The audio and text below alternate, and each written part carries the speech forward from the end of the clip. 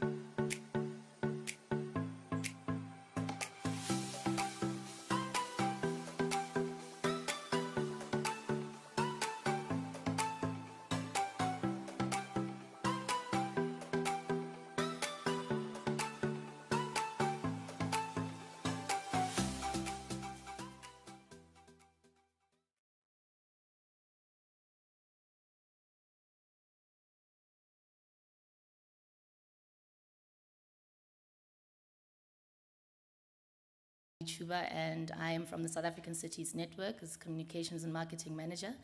I'm very excited to be hosting this session with our colleagues from the city of Tshwane. It's quite a major milestone that the city has achieved. And just to note that City of Tshwane is the fourth C40 metro in South Africa to have reached this critical milestone. So this is really quite a big occasion for us to be here and celebrating. And I hope that you are all relaxed and will enjoy in the festivities today. Of course, developing this climate action plan was not done in isolation. It was very much a collaborative process that the city embarked on with various partners and with technical support from the German Federal Ministry, the GIZ, and other esteemed research organizations and stakeholders. On the 1st of September 2021, the City of Tshwane's Mayoral Committee approved the Climate Action Plan. And the purpose of this Climate Action Plan was to ensure that the city is climate resilient and has a net zero carbon future by 2050. Climate action plans are essential, and I think we can no longer debate the issues around the impacts of climate change in our cities. The recent events that we've seen in provinces such as KZN, Eastern Cape, even in our own very city of Tshwane, with the recent floods in Centurion, are just some of the events that demonstrate or can be attributed to climate change. Lives have been lost, businesses have suffered losses, and a lot of homes and households have been displaced.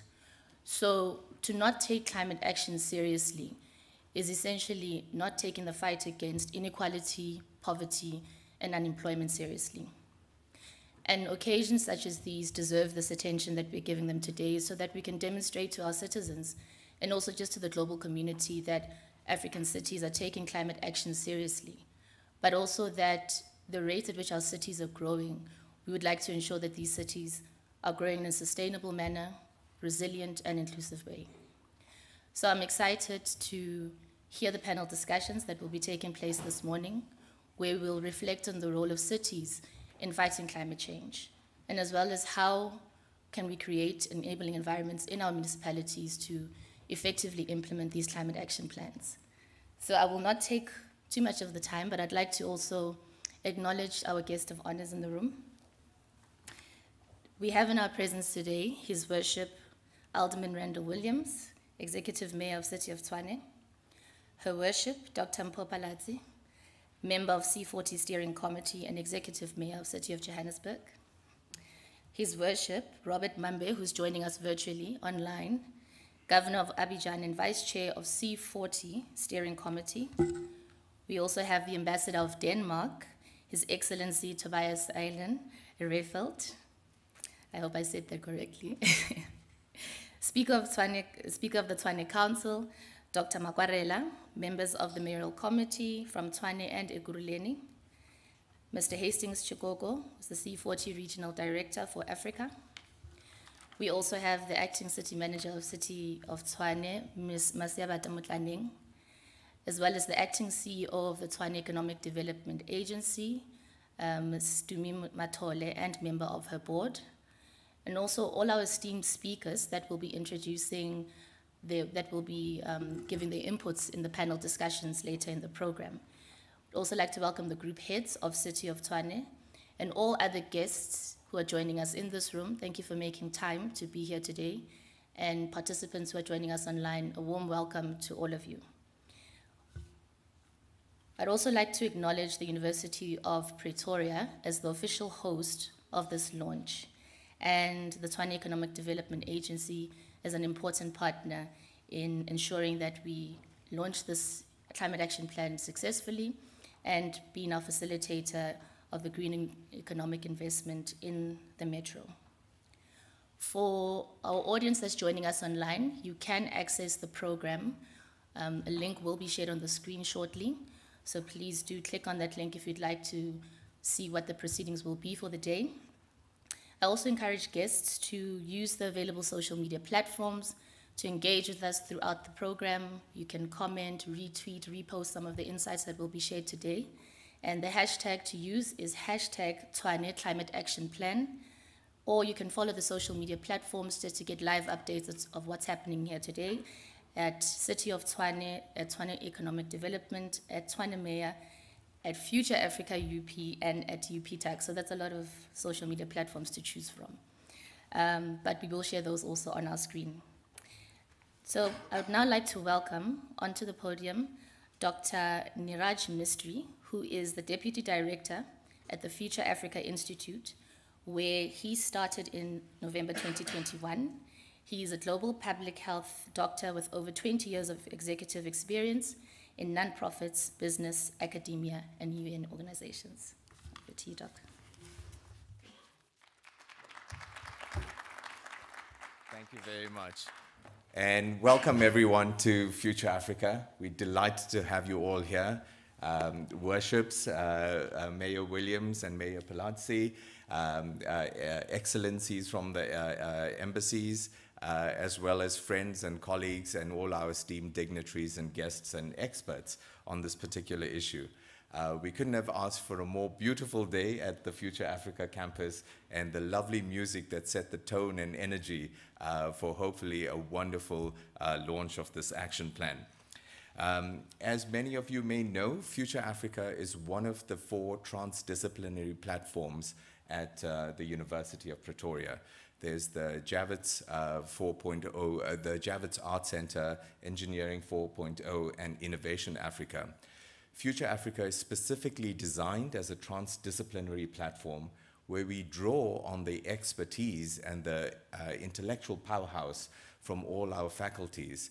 And like our Vice Chancellor, Prof. Tawana Kupe likes to say, this is the only way we can tackle the wicked challenges, the complex challenges that we have in the world today, not just in Africa, but in Africa's role on how we solve these global challenges.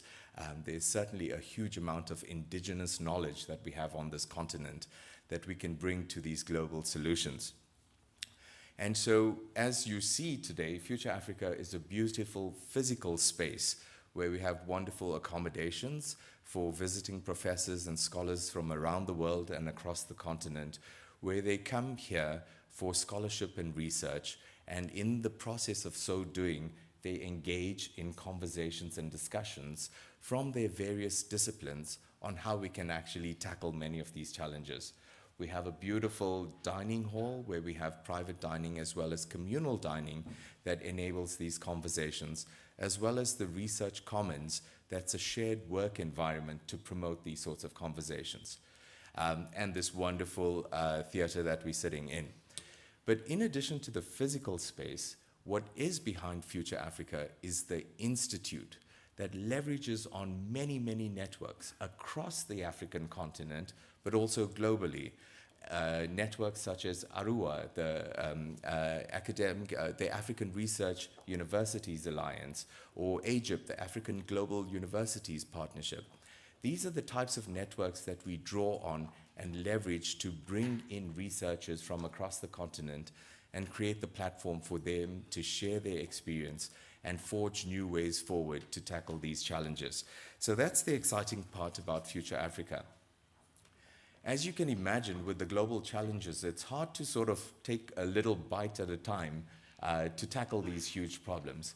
And so the way we've organized it is looking at sustainable food systems, One Health, equity across Africa, equity for Africa across a global world, Generation Unlimited, which deals with youth-related issues, as well as looking at digital futures. These are thematic areas that we deal with at Future Africa, one of which is sustainable food systems, which is led by Professor Lindiwe Sibanda. She heads up a program called CLAB, which is Climate, Land Use, Agriculture, and Biodiversity.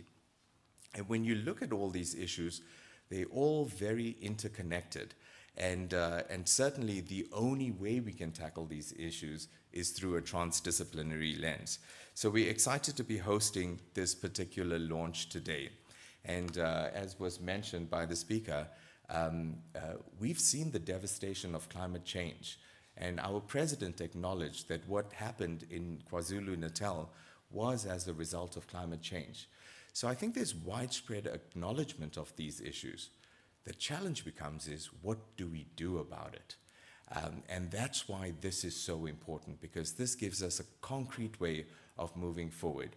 So appreciate everyone's participation, and we're always welcoming to host the city of Tshwane and other players as well at Future Africa, and look forward to a fruitful launch. Thank you very much.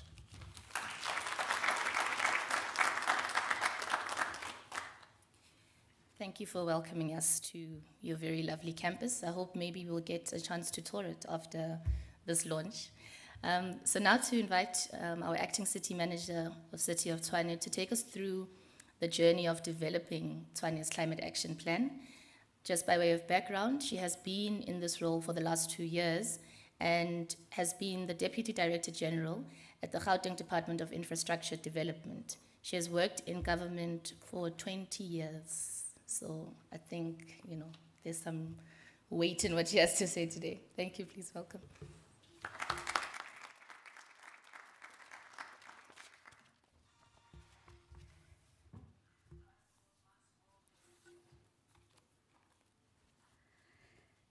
I'm not sure using paper is also being quite sustainable with dealing with the climate change, but I apologize for that.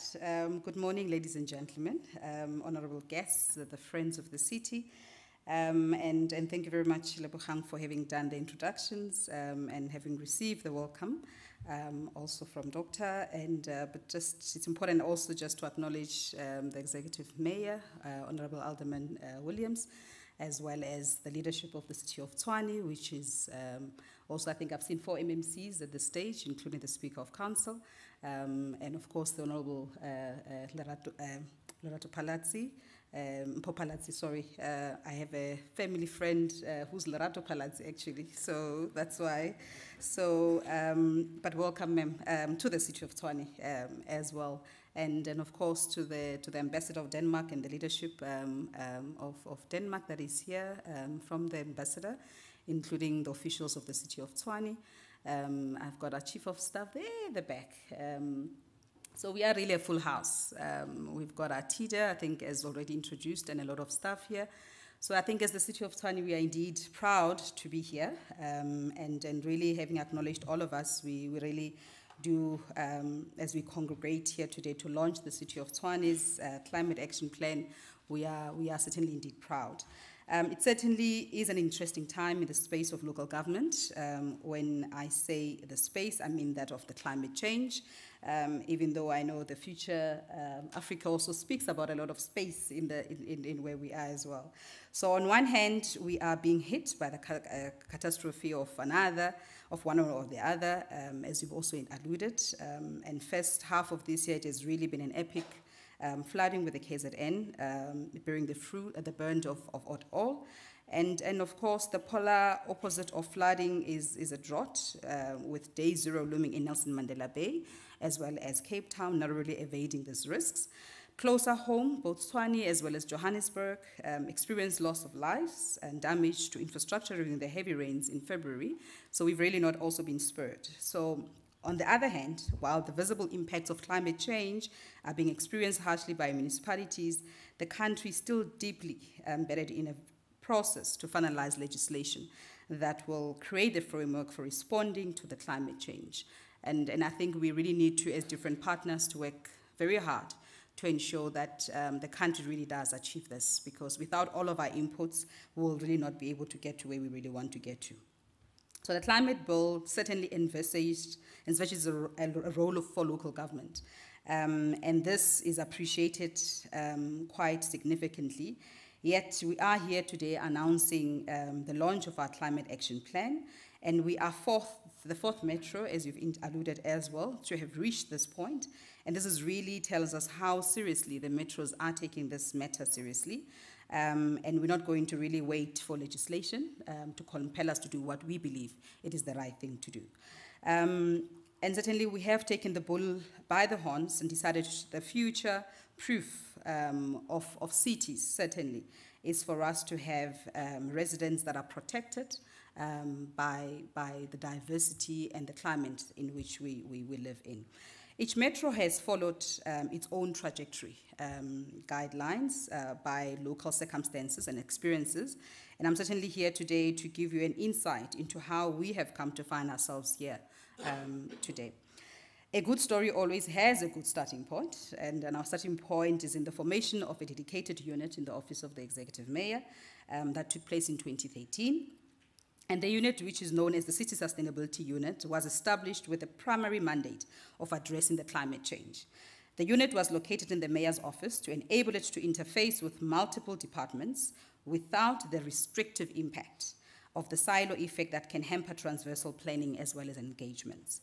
And this has enabled the unit to interface with most of our administrative departments to mainstream climate action in the preparation of policies, plans, as well as programs. And I'm indeed very proud to say that the Climate Action Plan has been incorporated into our current integrated plan that we have just been approved as a strong indication that Tshwane has embraced the importance of climate mainstreaming.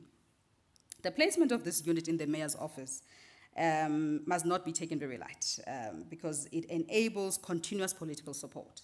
And which often is a catalyst for attracting international support as well as resource allocation and mobilization across the various elements. So we are really happy to really receive that. The institutional arrangement in Tshwane are extremely unique, as the unit encompasses both mitigation and adaptation of functions and ensures a holistic approach in adopting towards responding to climate change with an integrated set of actions. The unit has also embraced a variety of methods to fast-track the mainstreaming of climate change, including policy development, demonstration projects, research, outreach campaigns, and advisory services. A major driver for this range of approaches is the identification and nurturing of partnerships with an array of organizations as well as entities. And each one adds unique value and collectively provide incredible support in the city's transition to being climate responsive and resilient.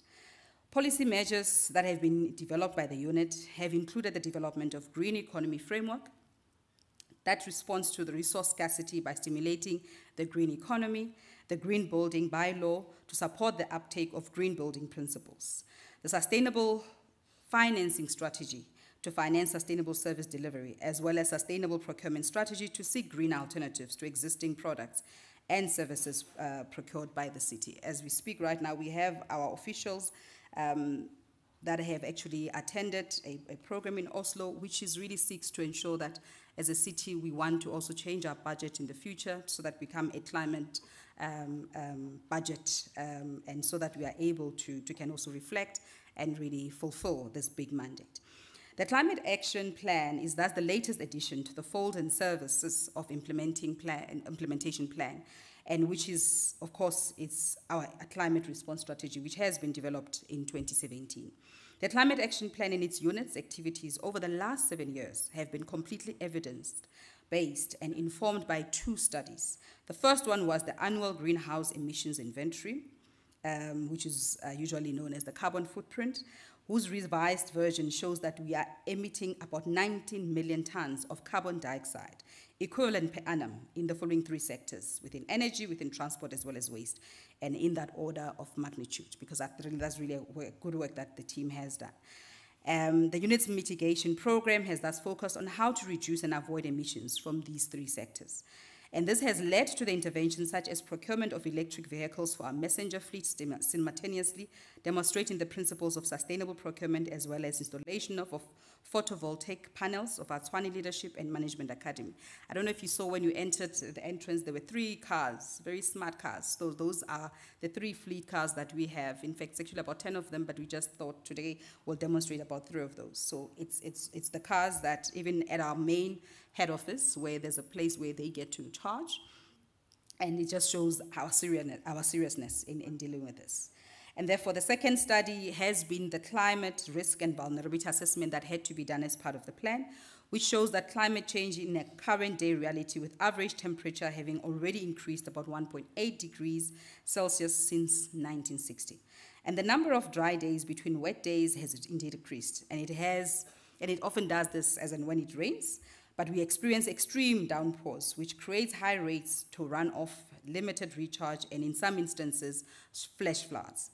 The city completed its first climate risk and vulnerability assessment in 2015, followed by an urban heat island study for current future temperatures. And the latter study flowed into the review and updating of the climate risk and vulnerability assessment, which took place in 2020.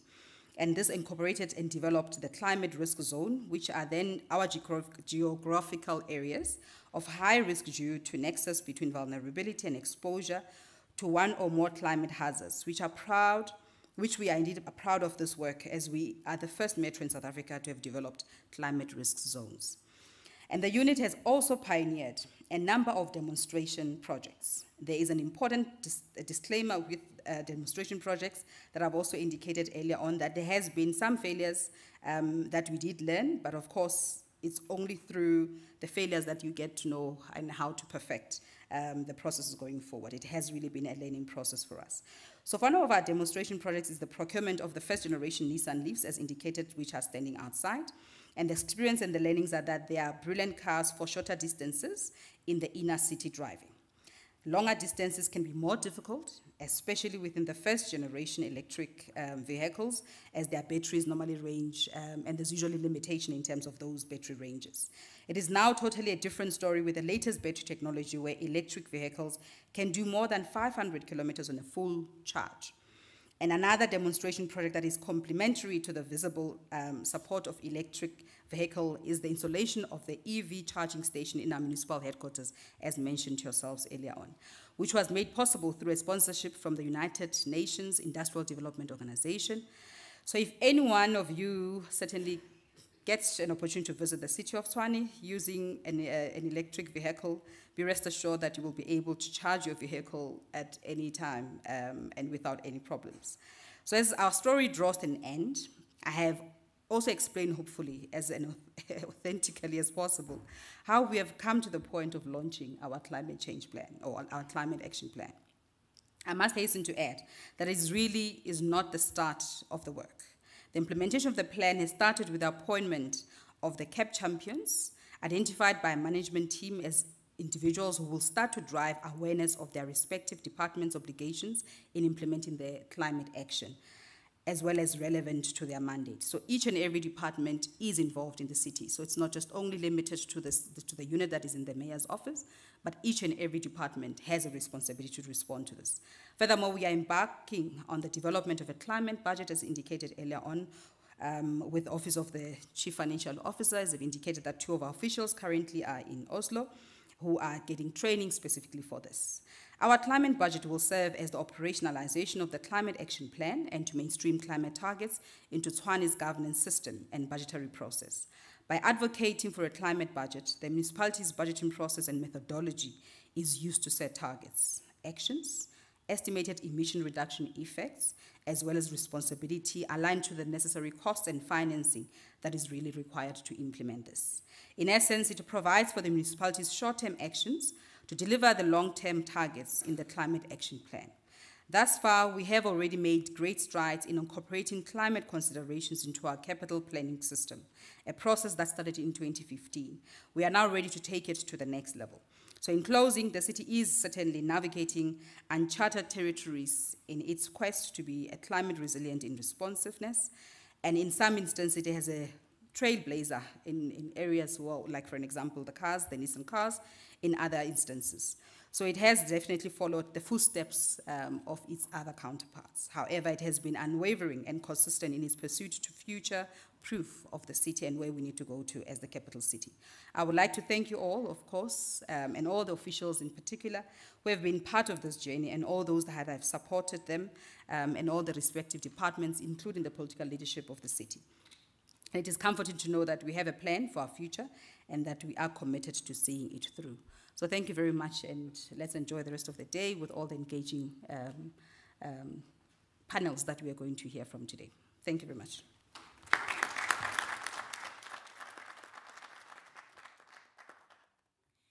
Thank you, City Manager, for taking us through that journey. I was just sitting there thinking it must be so much fun being part of the City Sustainability Unit. It sounds like they're just always constantly experimenting.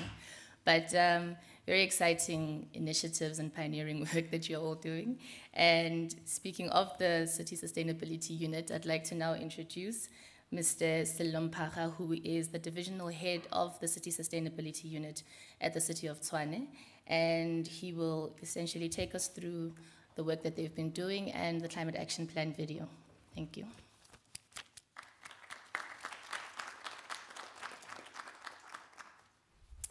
Thank you, Program Director and Excellencies, Your Worship, the Mayor of Tshwane and the Mayor of City of Joburg, our Speaker of Council, MMCs, and distinguished guests, ladies and gentlemen. I must say that the excitement part of it actually comes with sweat and tears when you get into that, especially while driving a sort of a new trajectory where we aim to get all our colleagues to change business as usual. So there has been some bit of push that we needed to bring about because not everyone was accustomed to where things have to turn, or the direction that we had to undertake. But having said that, I'm here to simply just introduce to you the video which depicts a sort of interdependency that the city manager has indicated. I think we need to applaud all the key stakeholder departments that have come into play, and those colleagues that are not here today, which are able to make this plan a reality. So we depend on our departments and as well as our stakeholders externally that will ensure that the implementation aspect of the plan does become a reality.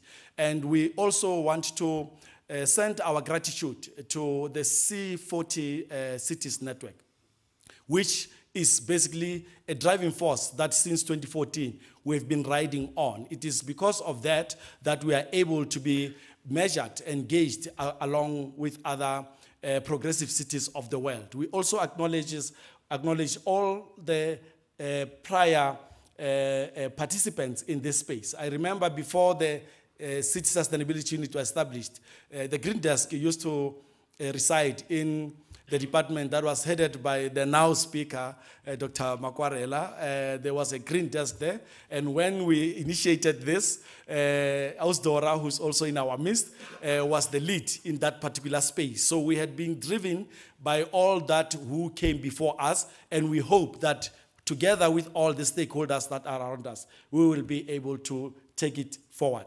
Please enjoy the video, and we really applaud everyone who has put their hands behind it. Thank you so much, Program Director. The city of Tshwane has embarked on a journey to be a net zero carbon and climate resilient city by 2050. This journey is embodied in our climate action plan known as the Tshwane CAP. Our climate action plan is a product of an 8-year journey that began with the establishment of the City Sustainability Unit in the Office of the Executive Mayor. It includes an array of policies, plans, and programs that contributes towards sustainable service delivery in the city of Tshwane. The Tshwane CAP is one founded on partnerships and collaboration, research and knowledge sharing, private sector investment, and active citizenry. Our approach identifies a series of shifts required to manage our urban environments more sustainably.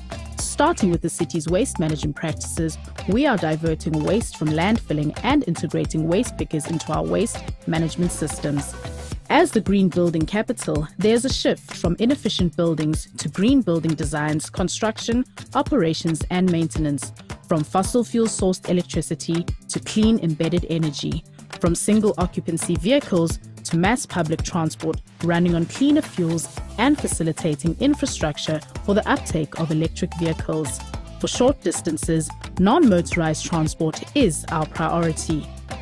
Thinking about and planning for climate change requires research, innovation, and technical expertise, and mainstreaming into all the city's relevant plans and systems, such as integrated development plans and capital planning systems. It becomes a way of accelerating transversal planning and seeking innovative solutions to current and future risks posed by climate change. The plan also reinforces the message that our activities should not harm this beautiful planet that we have inherited. It vows to step up a gear as it protects its natural resources, which effectively provide a buffer from climate impacts. It pledges to enhance and rehabilitate the natural environment and to provide safe and tranquil open spaces for its residents' health and well-being.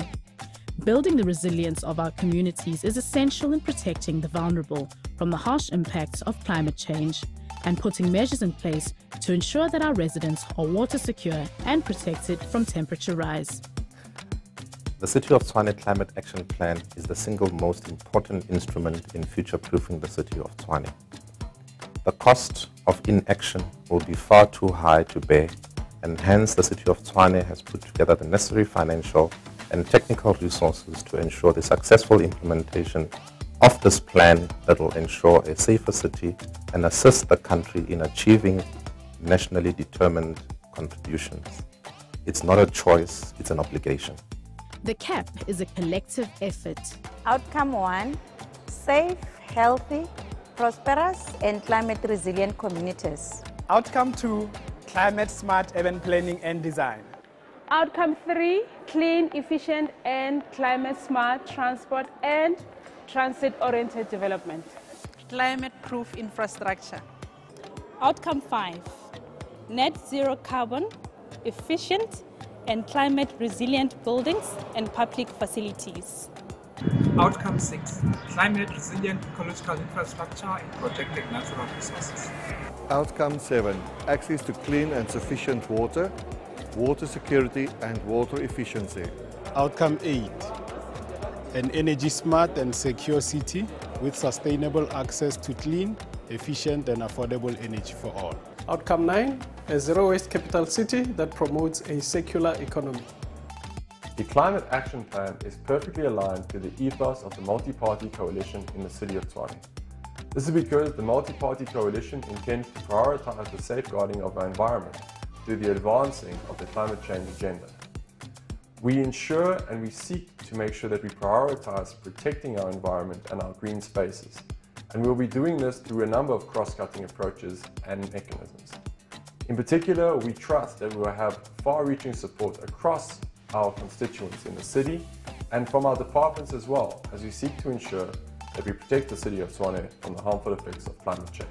City of Tshwane Climate Action Plan, planning for a net zero carbon and climate resilient city by 2050.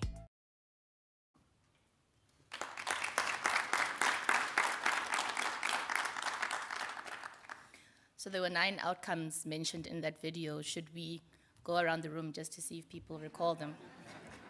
Just checking if you're paying attention. So the next item on the program is the messages of support. And I like to say to my friends when I'm going through my own personal crisis that bophelo ke group assignment is loosely translated. Life is a group assignment. Is that proper English? But meaning you can't do it alone. So these messages of support will be read out by our colleagues that I will just mention now. So we've got the C40 Chair and Mayor of London, and Mr. Hastings Chikoko will take us through that, followed by a message of support by the Governor of Abidjan and our very own Executive Mayor of the City of Johannesburg, Dr. Mpalatsi. But we'll start with Mayor of London's messages of support.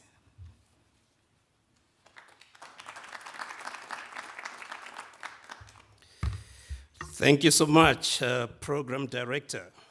And I'm really so excited. I shouldn't hide it. We have 13 mega cities in Africa that are part of C40, and today we have the 10th of those 13 launching a climate action plan that is aligned with the Paris Agreement. It can't get any better than that. And thank you, Tshwane. And next week we'll be in Nairobi doing the very same thing. So Africa is on the move and Africa is rising. My principals are here, so I will not speak much. My duty this morning is to deliver a message of goodwill and support from the C40 chair, who is also the Mayor of London, Mayor Sadiq Khan. Let me just introduce Mayor Khan quickly before I get into his message. Sadiq Khan was elected for a second term as Mayor of London in May 2021. He was previously an MP for Tooting, South London for 11 years and served as Shadow Secretary of the State for Justice from May 2010 and Shadow Minister for London from 2013. Mayor Khan has declared a climate emergency and described it as one of the biggest threats we face today. In response, he has committed to ensuring that there is a just transition in London from fossil fuel intensive industries to climate solutions. He supports combining a strong economic recovery from COVID-19 pandemic with actions necessary to tackle the climate emergency, as well as creating jobs and opportunities for all Londoners. So as I said, my role here is to just deliver his speech, and let me recognize the leadership here, Executive Mayor Williams, Executive Mayor Palazzi, who is also the C40 Vice Chair, and online, Governor Mambe, who is also the C40 Vice Chair, Your Excellency, Ambassador, and all the political leadership in this room and colleagues. You are recognized, and thank you for being part of this celebration. Now allow me to deliver Mayor Khan's goodwill message and message of support to Executive Mayor Williams, to Tshwane officials, and all the residents of Tshwane. And I start reading. Mayor Williams, congratulations on launching Tshwane's Climate Action Plan. I'm delighted to count your city, which is the capital city of South Africa, among cities that are making bold commitments on climate change. You have demonstrated climate leadership in a region with high rates of urbanization, fast economic growth, and increasing climate change impacts. This year, as we prepare for the C40 Mayors Summit in Buenos Aires and COP27 in Egypt, we are always reminded that if we do not act quickly and together, we may miss the window of opportunity to make substantial progress in the fight against the climate crisis. We know that there is much to be done, and it is encouraging to see cities like Tshwane leading from the front. I am delighted to note that through this climate action plan, your city has clearly outlined your plans to reduce emissions and air pollution, adapt to the already increasing impacts of climate change, and build the resilience to protect the people in your communities and the economy.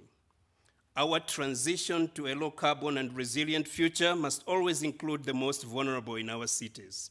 It is therefore important to see that your climate action plan reflects the city's commitment to climate justice by integrating inclusivity in all its actions, recognizing that the vulnerable communities are hit hardest by climate-related disasters. I am so delighted to count Tshwane as one of the cities that will drive the climate change agenda forward, and I congratulate you again on this incredible accomplishment. I'm proud to serve alongside leaders like you, and it gives me great confidence that we can confront the global climate crisis together. In closing, I would like to also just thank Federal Ministry for Environment, Nature Conservation and Nuclear Safety in Germany through the International Climate Initiative, ICI, for supporting this initiative. Congratulations again. Sadiq Khan, Mayor of London and C40 Chair, and thank you for your attention.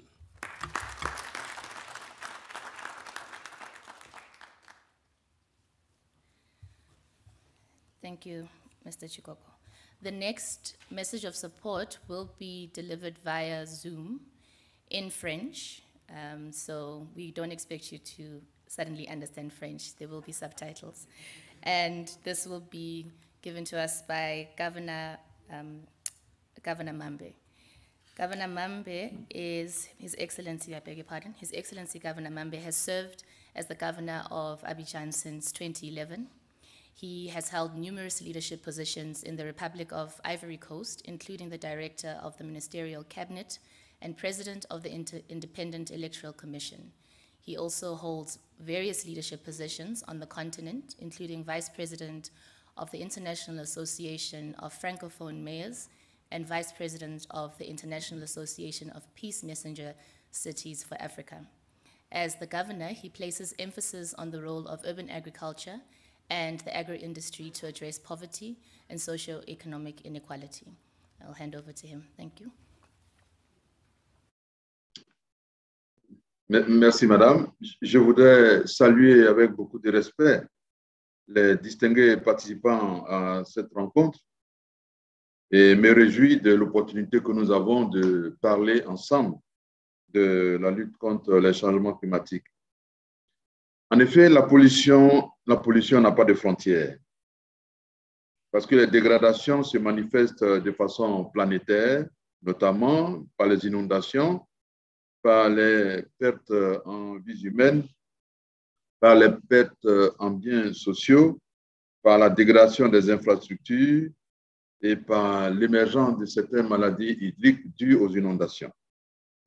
Je voudrais donc féliciter la ville de Tshwane, qui a plus de 3 millions d'habitants, pour l'initiative qu'elle vient de prendre dans le cadre de son plan climat. Et en même temps, me réjouis de ce que notre président, le maire de Londres, et tous les directeurs, notre directeur général Afrique, notre frère M. Tshipolopolo, pour l'initiative qu'ils ont prise d'encourager Tshwane à lancer son étude du plan climat. Nous les félicitons et nous encourageons. Nous sommes prêts à les soutenir et à solliciter l'émergence de tous les moyens de financement qui pourraient accompagner ce plan climat. Ce qu'il faut surtout noter, c'est que cette étude va conduire à se pencher sérieusement sur l'impact des transports, l'impact des habitations, l'impact des déchets, l'impact de la désertification et l'impact de la dégradation de la résilience des sols sur l'émergence des gaz à effet de serre. En ma qualité de vice-président chargé de l'Afrique, j'encourage les villes africaines à initier de tels projets comme celui engagé par la ville de Tshwane, de sorte que nous puissions donner la chance à nos populations d'être préservées des conséquences de la dégradation climatique. D'ailleurs, nous allons recevoir en Afrique la COP27 en Égypte et c'est une opportunité que nous aurons de mieux préciser nos pensées et de nous faire entendre sur le plan international. Pour terminer, j'encourage tous les spécialistes engagés dans cette étude à s'inspirer des exemples des 11 autres villes africaines qui ont déjà leur plan climat. Cela ne pourra que renforcer la coopération sud-sud, en même temps qu'ouvrir des fenêtres pour que la coopération nord-sud soit beaucoup plus amplifiée et bénéficie des avantages liés à la coopération internationale. J'encourage donc tous les participants à aider la ville de Tshwane à réaliser ce plan climat. Et c'est sur ces mots que je souhaite beaucoup de courage et beaucoup de chance à tous ceux qui vont s'engager dans ce beau projet. Je vous remercie.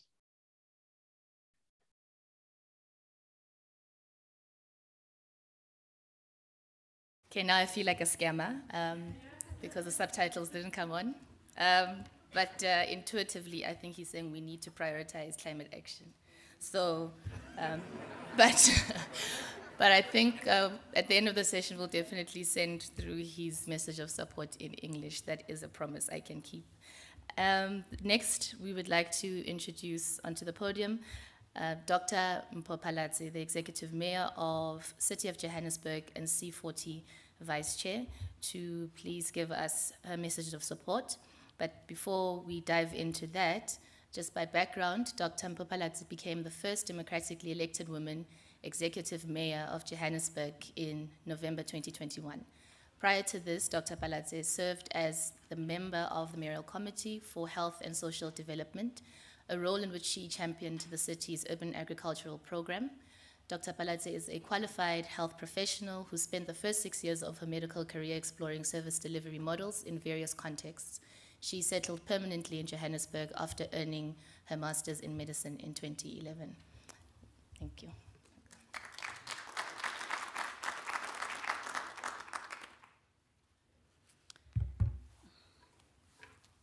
Thank you so much, Program Director. Stand here, yes, as the Mayor of Johannesburg and as C40 Vice Chair, but also as someone who grew up in the city of Tshwane.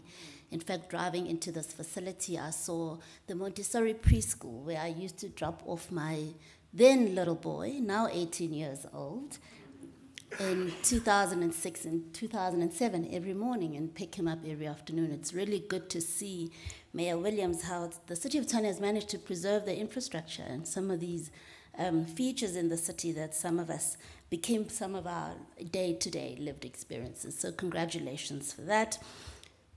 Recognizing Your Worship, Mayor Alderman Randall Williams, the Executive Mayor of the City of Tshwane, in absentia recognizing the Lord Mayor of London and Chair of C40 Cities, Mr. Sadiq Khan, His Worship Robert Mambe, Governor of Abidjan and Vice Chair of C40 Steering Committee, ambassadors, representatives of foreign missions, the Speaker of the Tshwane Council, Dr. Makwarela, members of the Mayoral Committee from Tshwane and Ekurhuleni here present, Mr. Hastings Chikoko, C40 Regional Director for Africa, Mayor Masiabata Mutlaneng, Acting City Manager of the City of Tshwane, Dumi Matole, Acting CEO of the Tshwane Economic Development Agency, esteemed guests, ladies and gentlemen. City by city, we're going to combat the adverse effects of climate change that affects us all, whether directly or indirectly. Whether we are part of the developed or developing world, we can't escape the impact of decades of irresponsible activities and policy positions that have negatively impacted both our environment and our health. For example, premature deaths from outdoor air pollution in Africa are reported to have increased by 57% in less than 3 decades to over 250,000 in 2017, with GDP losses of over $215 billion annually. With 55% of global populations living in cities and rising, cities are critical to addressing this challenge. Program Director, as the City of Johannesburg, we held a similar event in June of 2021 following the Council adoption of our Climate Action Plan in March 2021. And like the City of Tshwane is doing today, we too committed ourselves to changing the world through deliberate measures such as the passing of the Green Buildings Policy. The Green Buildings Policy takes us on a path towards achieving low to net zero carbon footprints for all new buildings in the City of Johannesburg by the year 2030, while achieving a total net zero performance compliance standard by 2050. In addition to this, through the city's Arisebetseng, which means let's work together, mayoral program, we've adopted a community-led approach that says it's not just the role of government to tackle climate change, but it requires us all, government and people, to work together to achieve net zero carbon performance by reducing, reusing, and recycling our waste. In the City of Johannesburg, littering alone costs the city 74 million rands a year, while illegal dumping costs another 80 million rands a year. That's 154 million rands, or over 10 million US dollars, that could be used to build houses, recruit more police, or install bulk infrastructure services to better the lives of our residents and attract investment and create the much needed jobs and job opportunities. Our just transition to net zero emissions cannot come at the expense of jobs. Green jobs can provide a meaningful solution to the urgent issues of poverty and inequality by offering employment opportunities which are secure, pay a fair income, and offer safe working conditions. Investing in this space could mean over 340,000 jobs created by the year 2030, with over 140,000 jobs solely from building more energy-efficient homes, schools, and workplaces. In Johannesburg alone, I can only imagine what this means for other cities, including the City of Tshwane. The City of Johannesburg is taking ongoing and active steps through the energy space as well. Last month, we hosted our first Energy in Durban for 2 days, where we mapped a path towards reliable, affordable, and clean energy that sustains economic activity. Esteemed guests, allow me to close with a bit of a brag. At the beginning of May, Joburg was announced as the national winner of WWF's One Planet City Challenge in recognition of our strategy and mitigation targets that focus on the energy, building, and transport sectors. And South Africa is certainly setting itself up as a leader in climate change. But today I realize that we're certainly in good company, listening to some of the strides that the City of Johannesburg, of Tshwane, has also made. I can safely say together we will be able to turn the tide towards a greener province of Gauteng and eventually country South Africa. Program Director, I'd like to wish the Executive Mayor of the City of Tshwane, Alderman Randall Williams, and his team all of the best on this necessary and worthwhile journey. You have my full support. I'm just a phone call away. I'm a Praetorian through and through, so you can even summon me to your office should you need to. We will be building net zero and climate resilient cities together by 2050, and this requires us to all work together. Very proud of you and all of the best. Thank you very much.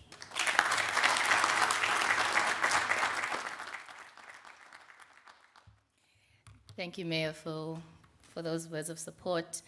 I think we can now swiftly move on to, I think, one of the most interesting conversations that we'll be having today and this panel discussion that will be facilitated by Mr. Hastings Chikoko. Mr. Hastings Chikoko served as the Managing Director of Regions and Mayoral Engagement at C40 Africa. He is dedicated to the vision of thriving African cities and ensuring that member cities are fully active in C40. He sits on numerous boards that have a sustainability and environmental focus. He holds multiple degrees, including a master's in cities and strategic management. His career in the developmental sector spans 3 decades over a diverse array of countries, including Kenya and Switzerland and international organizations. Mr. Chikoko, over to you. And thank you to our speakers. I think we should allow you to get back to your seats. Thank you.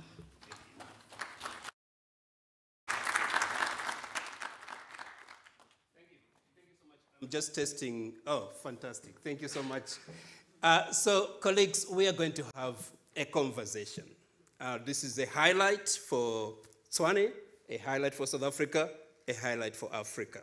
So we're going to have a conversation, and it's now feeling a bit lonely here. So I would like to invite company. So may I invite, I will be introducing the panelists as I ask them questions, as I engage with them, because we don't have much time. So just bear with me. But for now, let me just call the panelists. I will start with Sibonelo Mbanjwa from the Department of Forestry, Fisheries and Environment. Please join me. It's getting lonely here, and I would like us to chat. And my dear colleague Dora Modise, who is the Deputy Director General at the Gauteng Department of Agriculture and Rural Development. She's using, please join me this side, thank you. She's using 3 legs, so let me just be a gentleman. All right, here we go. Okay, and may I also invite Dora Marema from where's my, okay, so portfolio head, Municipal Sustainability at South Africa Local Government Association. Before we start the conversation, can we just give a round of applause for my panelists? And on the screen, I have a colleague, Anthea Stevens, from National Treasury City Support Program. Of course, an old colleague as well of mine, old in terms of time, not age.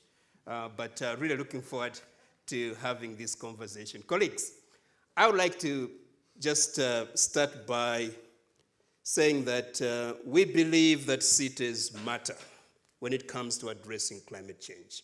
So this conversation is about the role of cities in combating climate change. Those of you that went to the Paris COP, where the agreement was signed, C40, ICLEI, UCLG, and other city networks mobilized 1,000 mayors to that event to send a strong message that in this fight, we cannot win without cities. Cities matter. The battle against climate change will be lost or won in cities. I want us to have a conversation to just expound that. And maybe I'll start with you, Anthea, just to basically also test whether you can hear me or whether also we'll be able to hear you. So Anthea, you are currently responsible for climate and sustainability component of the City Support Program at the National Treasury. And I want to build on that.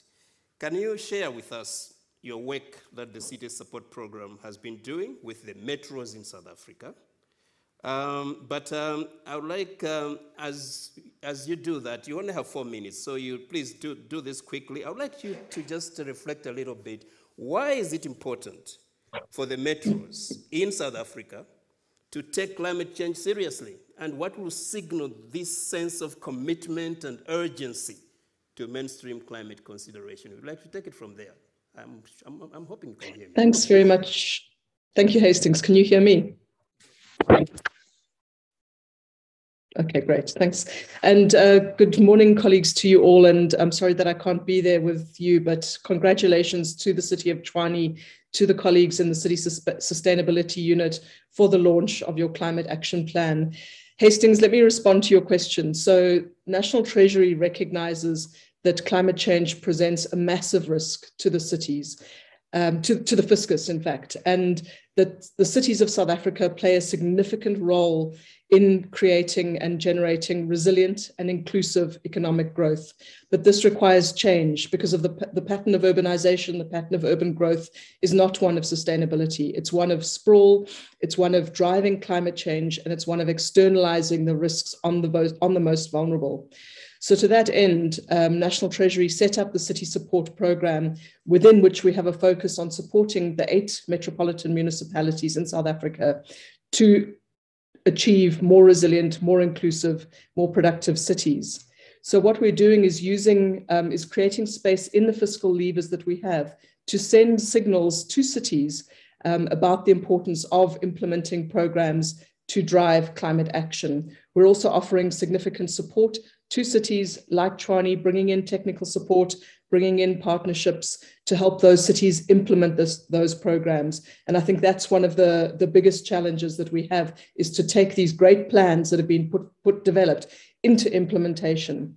Why cities should take climate change seriously? Cities, as we know, represent incredible concentrations and interconnection of people, infrastructure, and assets, both within and across cities and into our rural landscapes. And this creates both risks and opportunities for solutions to address climate change. So what we do need to do is take these great plans of ours, we need to implement them, and we need to implement them at scale to generate the transformative change and action that's needed. What we also need to do, and I think this is an incredibly important message, is we need to get the basics right.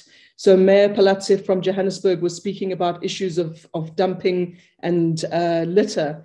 Though that dumping and litter is what clogged the stormwater drains in eThekwini over the last month that led to such devastating impacts of the floods. So without doing both, implementing programs that can transform the urban fabric of our cities and address the resilience and risks, particularly of the most vulnerable, but also ensuring that basic service delivery is done well, is done right, and that we're investing in repairs and maintenance of our existing infrastructure assets. Those are critical components and critical roles that cities can play. We are the front line of service delivery and climate change response, and the challenge sits with us. But I think what we have today here is a recognition that cities don't need to do it alone. As Mayor Palatse said, there are partnerships across the whole of city, the whole of society, across spheres of government, and as you see with C40 and many of the other partnerships that Tshwane has mobilized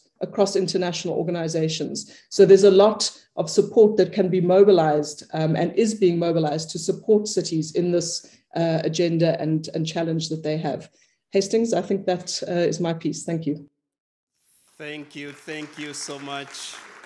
Yes, you deserve that round of applause, Anthea, and thank you so much for your insights.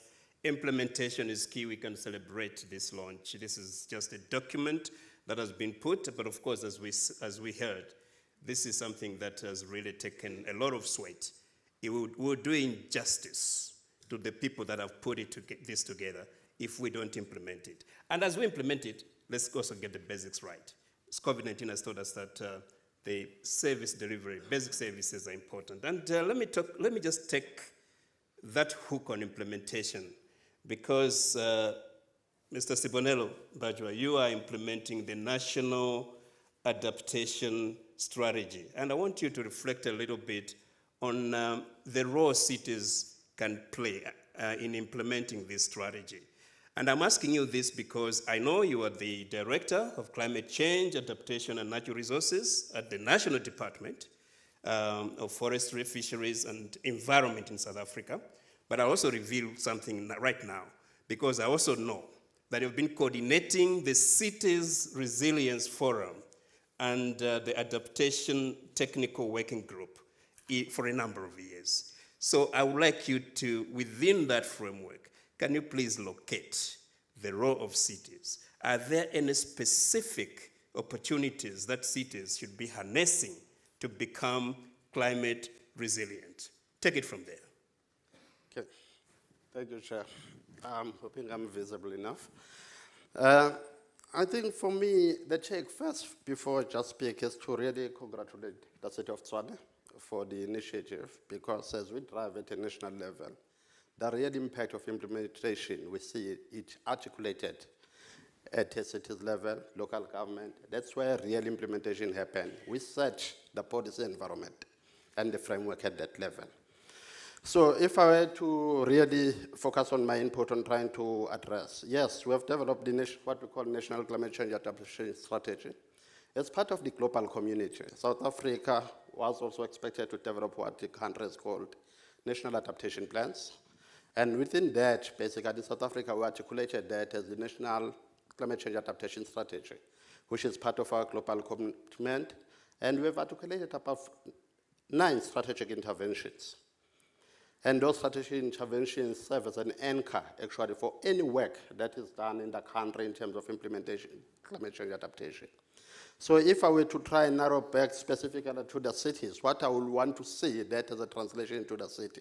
And I think what of the effort that we're already listening to today is already part of that articulation. When you start to see cities an action plan by the city, you start to articulate it as a city, because fundamental to that is to drive climate resilience and to build adaptive capacity within cities. And I think as I was listening to the city here, meshing up with various departments, and how each of it see its role in driving that, and for me, I'm already starting to see that picture emerging.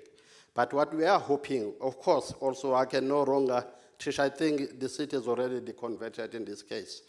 There's been a point that has been well mainstreamed time and again, mainstreaming, mainstreaming, and mainstreaming. I think because in our work, we are not seeing climate change outside what we do. You need to start to consider it in the context of your portfolio, your competence as a municipality, that you provide service delivery to the communities. You build infrastructure, we depend on roads and any other thing that is provided to society. But in doing that, that mainstreaming becomes the key. How do we make sure that as we do that, we mainstream? And I think that articulation is coming out clearly. We need to further strengthen that. Because what you see at some point, of course, is to start to see that document translated into practice. Because time and again, we've got good documents. South Africa, I think, is well recognized for a number of good policies across. And we've got cities that are leading across. You see Durban, we've got City of Tshwane, we've got Johannesburg, you've got City of Cape Town. They are quite leading, actually, globally in terms of the work, good work that they are doing. But I think what we need to be able to start to say is how do we translate that into practice in our own areas? Because what you see right now, you see certain things just affected by a small thing like your maintenance of your drainage system. And typically, if you do not maintain that, you find just the smallest of the drizzling of the rain, this road is flooded, and you can no longer move. And the question is saying, in our own response, as it is start to say, we are responsible for that infrastructure. In partnership with various organizations, how do we make sure that we maintain that? And for me, let's start to put that into that. We've got also institutions, actually, that those partnerships that are critical. We've got South African Weather Service in terms of early warning, National Framework for Climate Services, and how do we build those partnerships to make sure that they fit into our work. But also, how do we prepare? Because a number of times, we respond when we've got disasters. That's one thing that we pick up. But time and again, the question is, if there is a disaster, are our communities aware? What should I do? And that's basically, for me, become very critical. Because if I feel I do not know where to go, despite that good early warning that tell me what's a disaster that's likely to come, I might find myself still compromised and being affected by the extreme events that are happening. And we need to start to create those platforms that are already saying, not only are we aware of the impact, but also we are starting to build infrastructure that prepare us, which in case of those disasters, we have alternatives to guide people toward. And for me, that's quite critical. And from greenhouse gases, I won't talk much. I think the cities are already leading on that front in terms of looking at how do we emit emission. Of course, considering that cities contribute about 75% of the global emission of greenhouse gases. And the efforts, I think, in a number of cities, when you see the lot of transport system that is being introduced by various cities in the country, they are already pointing to, we are working to that. If you see green building, those are some of those efforts. But again, of course, we must recognize that that's why the balance between adaptation will become very critical in our conversation, because impact is already there. Greenhouse gases is already in the atmosphere. The impact is already happening. We need to make sure we strengthen the adaptation component as well in terms of how we respond. And I think for me, that's critical. Okay. Thank you. Okay, thank you so much. Can you give him a round of applause? And I will tell you why. The executive mayors that are here and the political leadership, he has just recognized that cities are indeed leading in this action. That's a recognition.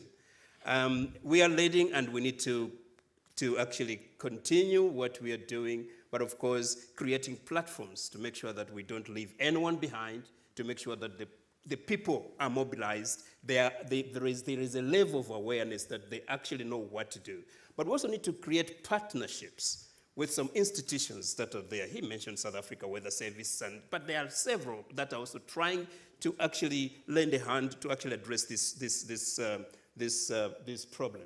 We need to work together. So good insights. I want to go now I started with national government. I would like to go to the local governments. And there's no better place in South Africa to start a conversation on local governments than South Africa Local Government Association and Dora Marema. I'm coming to you because you are the portfolio head of municipal sustainability. And when you go to South Africa Local Government Association, your office is where we start the conversations around resilience and sustainability. You are working with not just the mega cities like the C40 cities. You also work with the secondary cities in South Africa. Just a simple question from me. Are the cities shaping up? Are you happy with the contribution that they're making to national government, national government's effort in addressing climate change? Are they playing a role in actually delivering the nationally determined contributions of South Africa? Take it from there. Thank you so much, Hastings, and I really welcome this opportunity.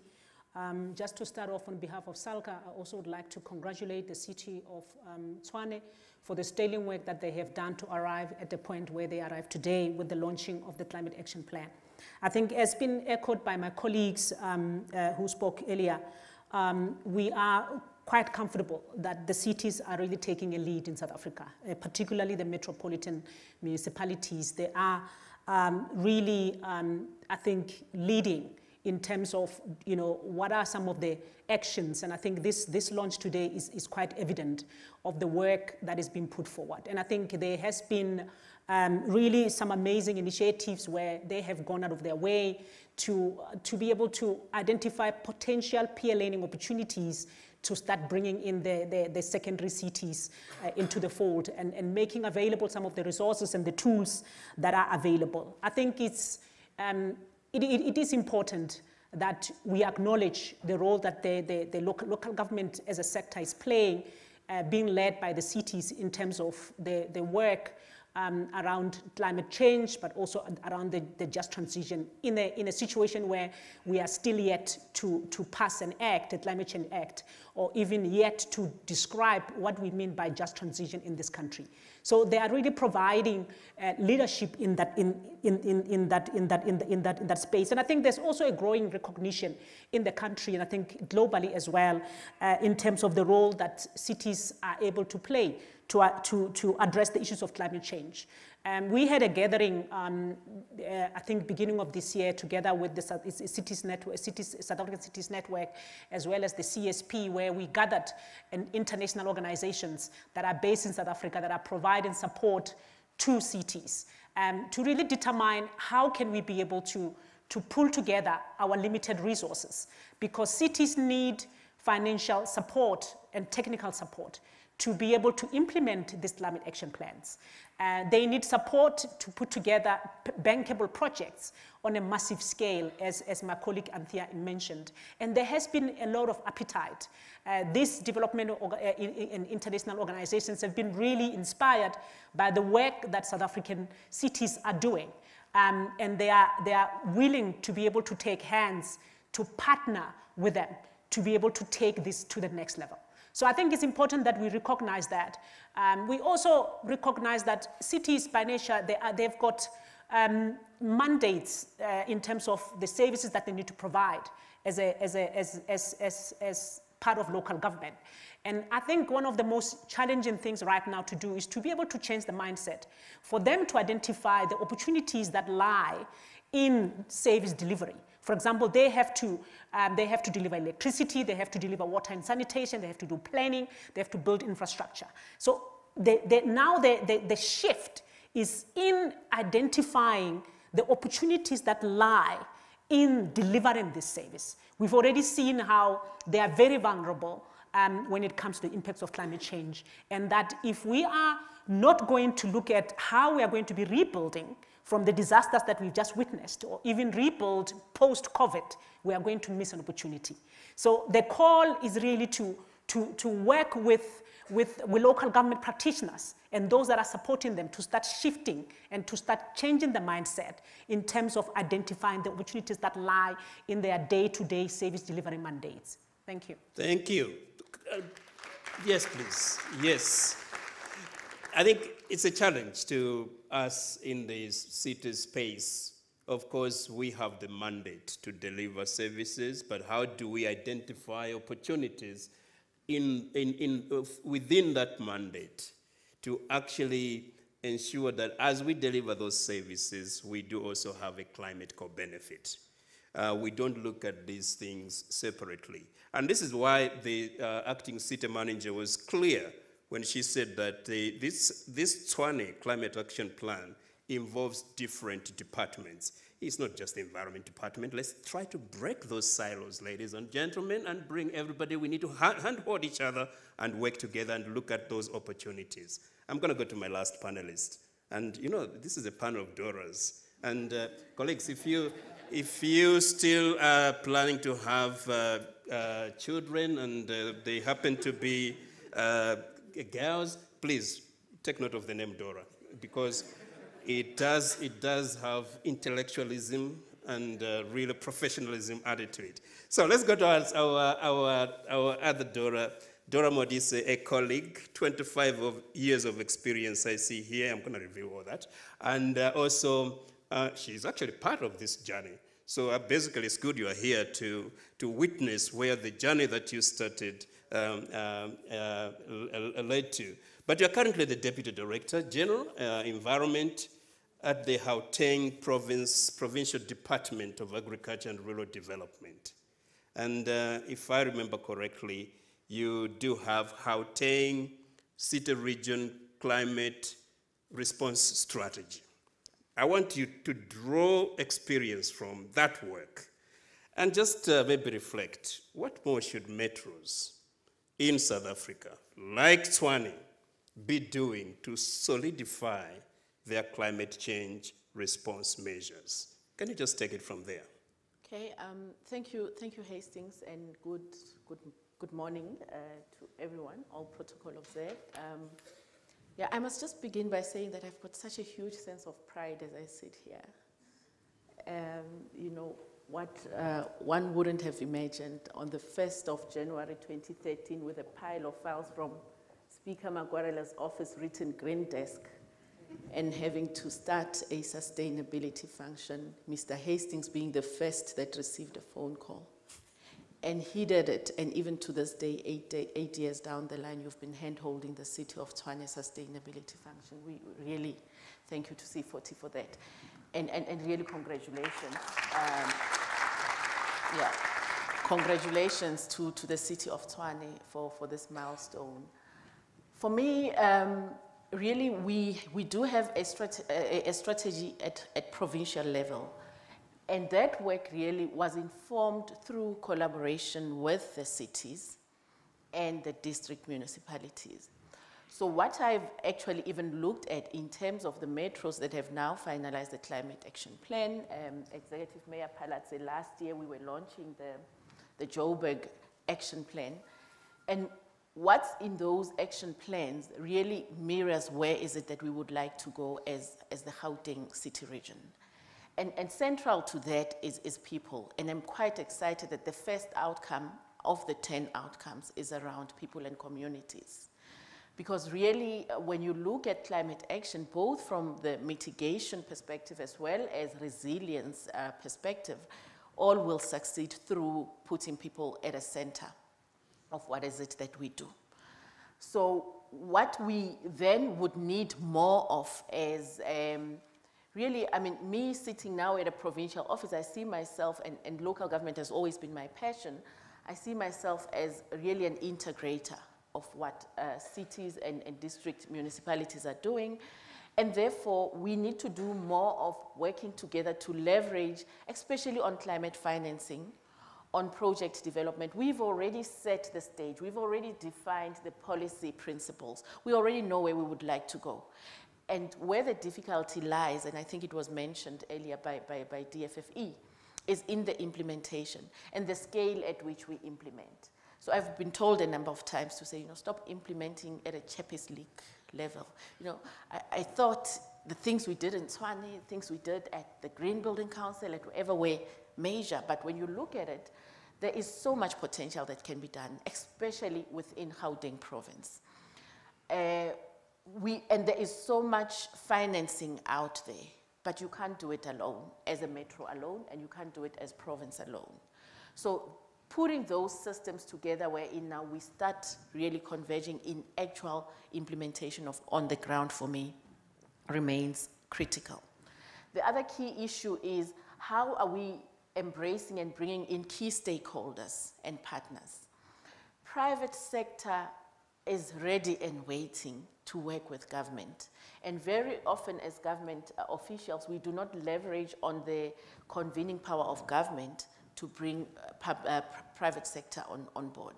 So a lot of these that we would like to be implementing, we need actually the financial muscle of private sector. We need that private equity over and above the climate development financing that is out there. Then the other key issue then that I wanted to raise was to deal with we've currently just inaugurated the Premier's Climate Change Committee. That's mirrored against, and I see the the Presidential Climate Commission is here as well.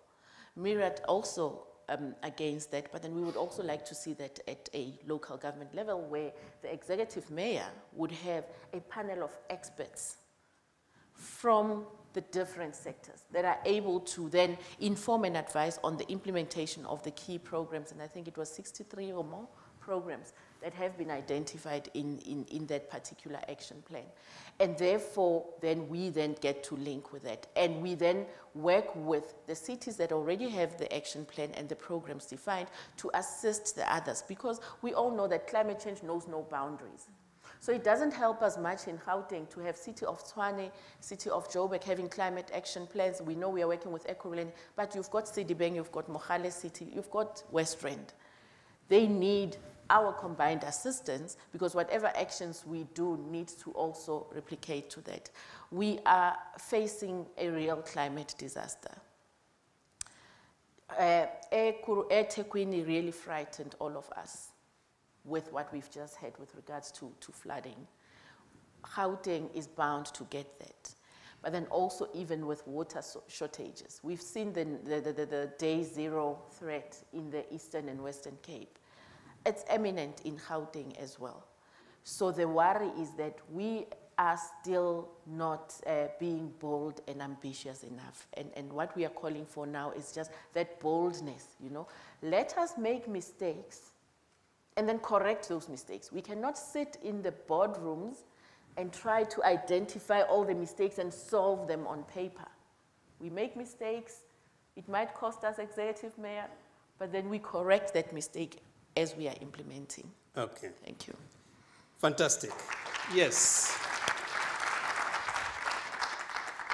You know, you've just said something that I believe. It's this thing around the, you know, climate change not having boundaries.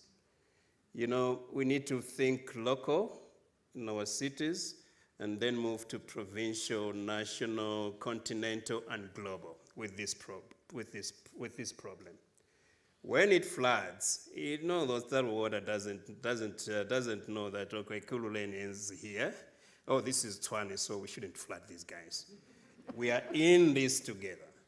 So we need to hand-hold each other, work together as a collective, because climate change requires collective responsibility. I have been told I have 5 minutes, so I would like us to conclude this panel, to conclude this conversation. And I'm not going to conclude. I have big brains here with me. I feel dwarfed.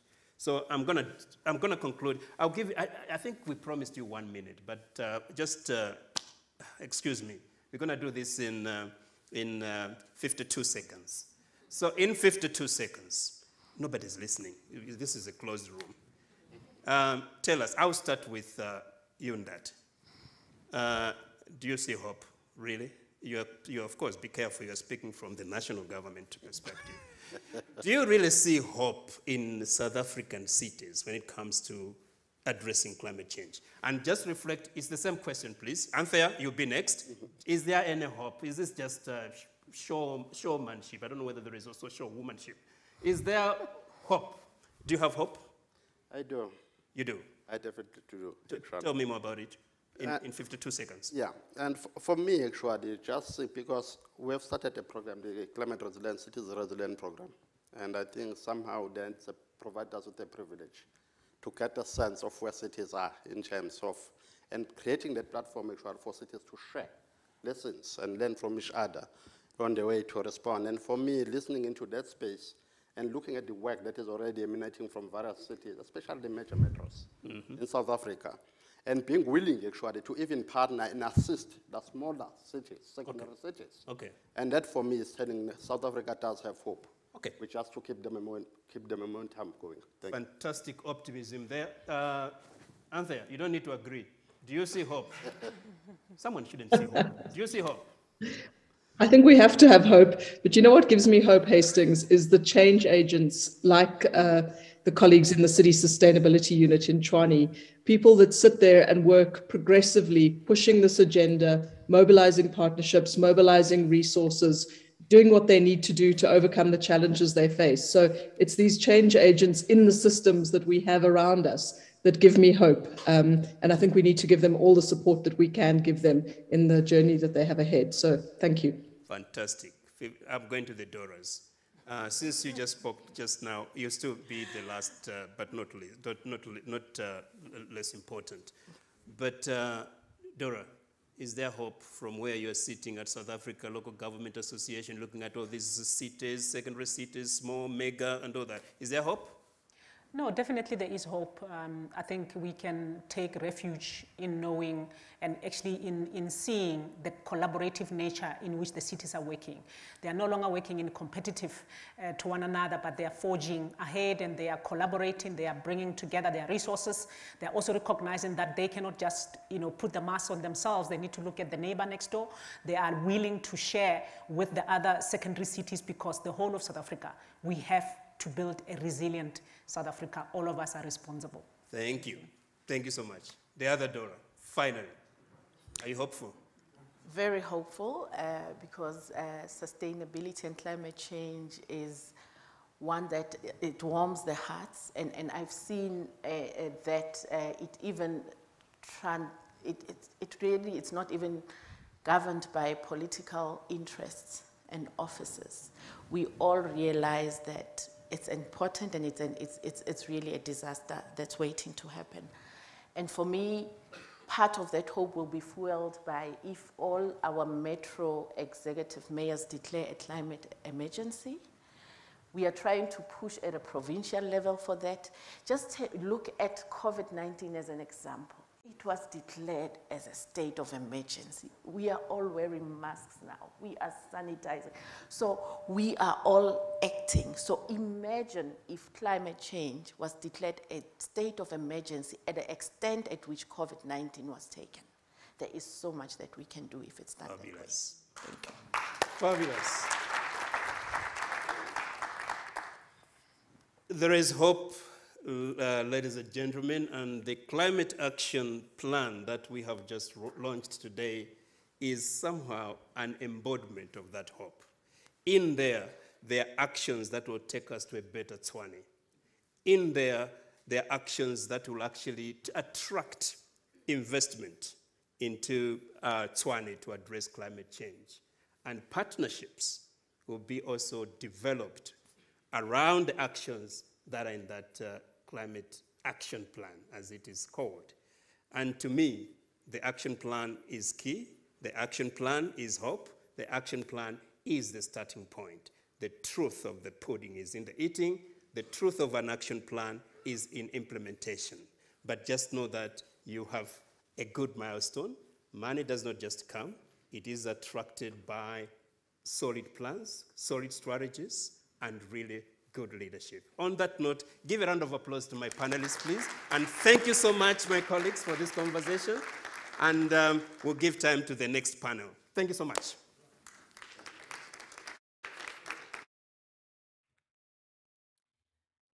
Thank you, colleagues, for those inputs. I think what stood out for me was climate change has no boundaries. And the launch of these kind of action plans are just giving us hope that our cities are taking climate action seriously. And we'd like to now move on to the next panel discussion. But before we do that, we would just like to flight a video by Future Africa. And that will just give us a nice body break if you'd like to quickly stretch for a few minutes while we get the next panelists onto the stage. Thank you.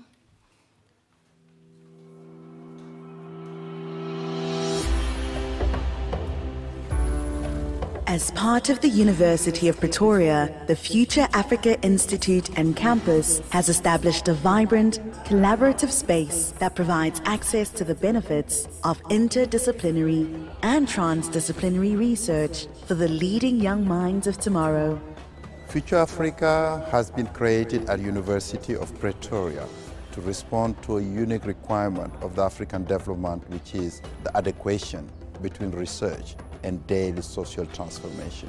Transdisciplinarity means collaboration, and to get collaboration, we need a space to do this interaction. Our globally sustainable infrastructure and world-class facilities have created a resident scientist scholarly community that works collectively to bring growth and transformation. Through innovative methods, we combine the knowledge of researchers through Pan-African networks that extend beyond disciplines and geopolitical boundaries. The environment we have created thus develops young scientists in transdisciplinary research and science leadership committed to creating an impact in our communities. In aligning with UP's focus on the Sustainable Development Goals, we have based our approach on several themes. These focus on connecting the people of Africa, developing sustainable food systems, ensuring the health and well-being of African communities, empowering individuals through transformative education opportunities, and ensuring equity as well as sustainability in a global Africa. It is Future Africa's unique platform that allows us to continue setting the standard for transforming the world through African research excellence.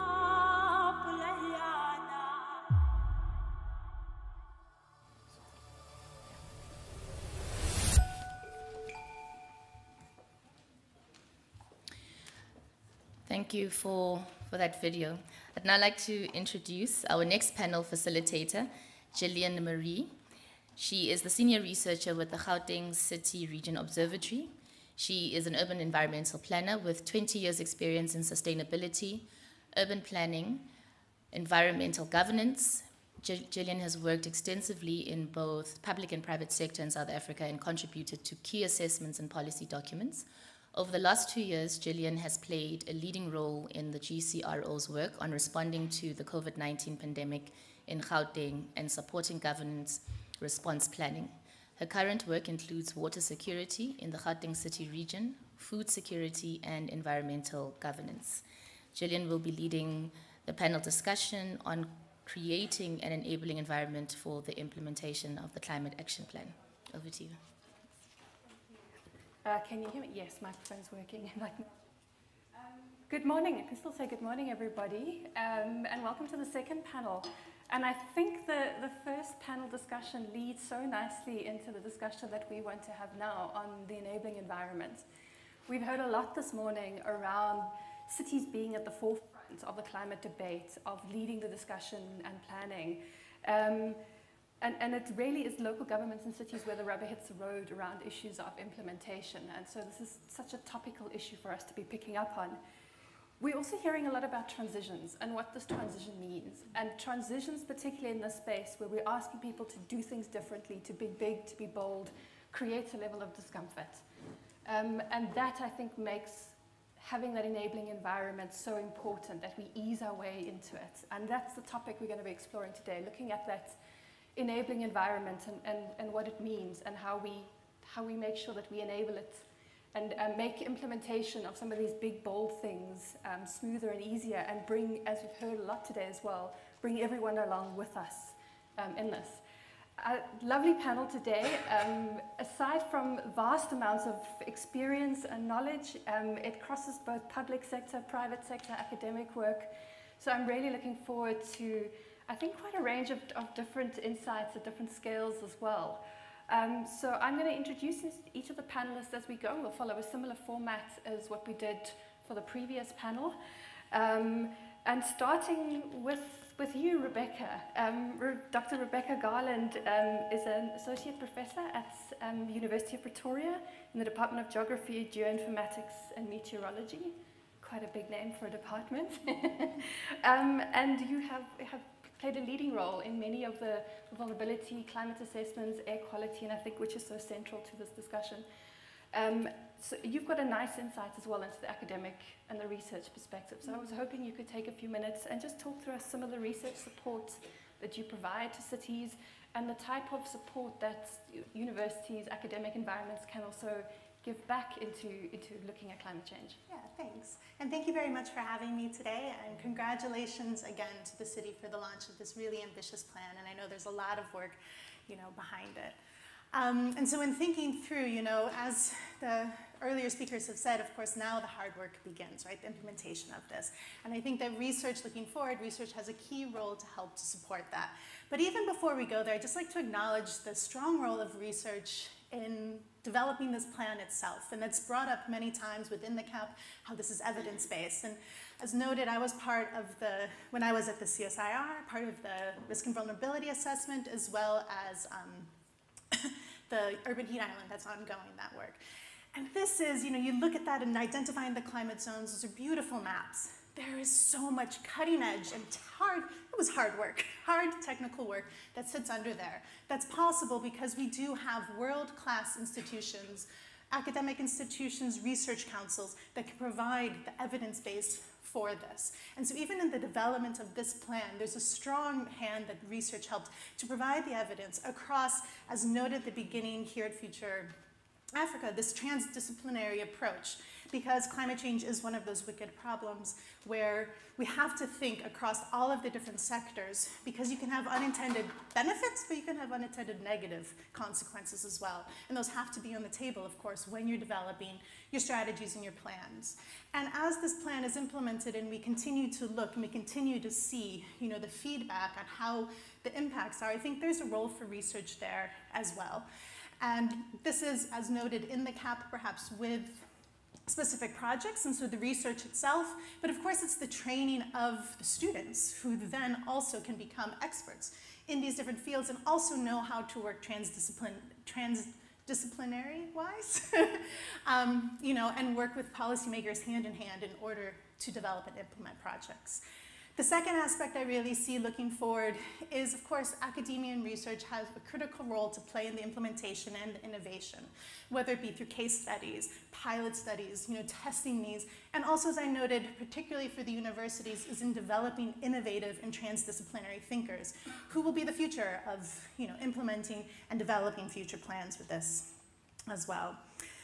Then two last ones. Also, as it's being implemented, research is key in assessing the impacts. There's one aspect of the implementation and the monitoring and evaluation of that, but then also are we having the desired impact, or do we see some negative consequences? And through detailed studies, of course, researchers can help to support that. That can then feed into the next CAP, and the next CAP, and the next CAP. And then finally, also, I think the training and learning aspect.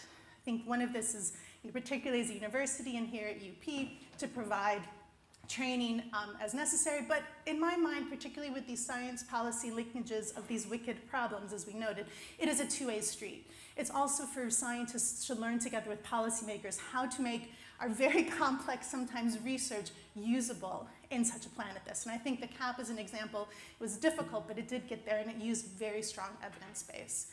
So I think with all of this together, between the training, the transdisciplinary, providing information, across life cycles, but also across different disciplines, is really some of the key ways that research could help with the implementation of the plan. That's great. And I think linking to that concept of hope from the previous discussion, Lots of hope. There's nothing like enthusiastic graduate students as well who are passionate about climate and getting them into the workforce as well. It's lovely. So we are now also fortunate to have the next two panelists from the Presidential Climate Commission, and lovely to see some familiar faces as well. So Desigan, you are now serving as the head of adaptation within the Climate Change Commission. Lovely to have both perspectives around adaptation and mitigation here today. I was hoping you can reflect on what you think some of these big enablers around some of this work that you're doing at a very big national scale around climate, what some of these big enablers are, and then how you think that there is support and help that can come from this within to the metros in implementing these big action plans. Thank you, Chair, and greetings everyone, but maybe in particular a young lady in a tiara. I think that may be the most important person that we have in the room today, because Mayor Randall, your plan is about designing her future. And I think this is absolutely critical, and thank you for being here. Yeah. Colleagues, we talk about this in a very special year, actually. This is Stockholm plus 50, and that's a milestone, a massive milestone. Some of us feel quite positive about it. Some of us are a little bit skeptical that in 50 years we are not much further than we are today. But it is also Johannesburg plus 20. It annoys me greatly that we are at the second decadal anniversary of WSSD, and people insist on calling it Rio plus 30. With due apologies to the Brazilians, this one is ours, Beo Bashlands. And of course, we are building up to an Africa COP this year, at COP 27. And the promise from the hosts and the promise from the UN is that it will get the kind of focus around the developing world that we failed to get in several of the other COPs. And what you are launching here today is an incredibly important milestone in that journey, because it demonstrates that the developing world is ready, it's able, it's willing, and it's prepared to be adventurous. And I think that's a really, really important note. So thank you all for that. Two contributions to aid this discussion. The first is, what should the focus point be around going forward? The short answer from the PCC is everything. We do not have the luxury of organizing for us to prioritize in a more classical way. What we can prioritize is the sequence of our actions. But we have to engage the issues of mitigation robustly, and Steve will talk to that just now. We are living in climate change. The IPCC AR6 is quite clear. We're at 1.1 degrees out of that 1.5 degrees already. And depending on where you are in the world, it's a little bit higher than that. We are in this mix already. So the opportunity that exists in the short term is engaging two massive global agendas and organizing for them to intercalate in a positive way rather than organize for them to be mutually destructive. And what am I talking about? I'm talking about the climate change agenda on the one hand and the SDG agenda on the other. What we do in the next 8 years is absolutely critical, beyond question. It also provides us the reason why cities have to be a fundamental theater of operation around our climate response, because this is where the SDGs stick. It is about the basic needs. It is about resisting the temptation in running up to 2030 to organize to increase our maladaptation coefficient. It's absolutely critical. Some countries are going to do this. In striving to run towards those goals, they're going to organize for non-resilient actions. Is going to give us further work in the long term. So things like the climate action plans from the cities and from other structures inside the system, absolutely critical around getting the right pathway to move in that direction. The PCC's help, of course, is available to you. The PCC is quite clear that it is a catalyzing agent. It's got some smart conceptualization. It has the ability to bring many players together, but the implementation happens on the ground. On the ground is in the local authorities. We have no doubts about that. So the coordination function, the additional research that you spoke about will be there. But in addition to that, a lot of this hinges on resources and finance. And one of the things that the PCC is really keen on doing is enabling you to hunt better, because we have to all hunt together for the climate finance. So the kinds of things that we're talking about around special funds facilities, around organizing for this JETP, this Just Energy Transition Partnership deal to happen in a way that catalyzes our ability to get much more funding, both from the international arena, but also unlocking the resources that we need internally to be able to do this massive, massive job is absolutely critical. And we're talking about possibilities around project development, support, et cetera, which is absolutely key. The other part that the PCC is quite keen on assisting with is organizing for an international profiling of the developing world drivers around the global climate agenda. Because let's be honest, we have a dilemma. The people in this room, I'm quite sure, are keen that we have only one pathway going forward, but this dilemma comes on the back of a continent that has based its 2063 agenda on the possibility of its oil and gas reserves, which now have to be substituted for in a very smart, and the word I want to introduce is innovative ways. And the core of what we're going to need to do, and this is where we're going to pull in a lot on the local knowledge as well as the international knowledge, is to organize for innovation to be the characterization of the implementation of this climate action plan and all of its sister plans in all parts of the world, but especially in our country. And in that quest, we are also saying to the global community, and I've said this to Ambassador Tobias a couple of times, this Africa is the global laboratory. We are less embedded in the fossil fuel development pathway than anywhere else in the world. I'm sure you have seen our expressions on a deep commitment to make a big transition. And let's be clear, what happens on this continent in the next 10 to 15 years will determine the trajectory of the global move to a more resilient economy. And we hope you're going to invest in that. Thank you. Thank you, yeah. And a big realization that 2030 is 8 years away. That's a very short time period when we talk about implementation of big projects. 7.5 years if we think we're halfway through 2022. So that's a big wake-up call as well. So our next panelist is also from the National Climate Commission, formerly with the NBI, Steve Nichols. Steve, you in your role as head of mitigation, I think it would be lovely to get your inputs on some of these enabling environments. Particularly, we're seeing statements across a number of cities as well about being a net zero city and big targets around greenhouse gas emission reductions. What are some of these enablers that's going to help us achieve some of these big, bold mitigation targets? Yeah, thanks. Yeah, good morning, everyone. Yeah, it's always difficult talking after distinguished colleagues, especially one that's from your organization, because they say half the things that you want to say.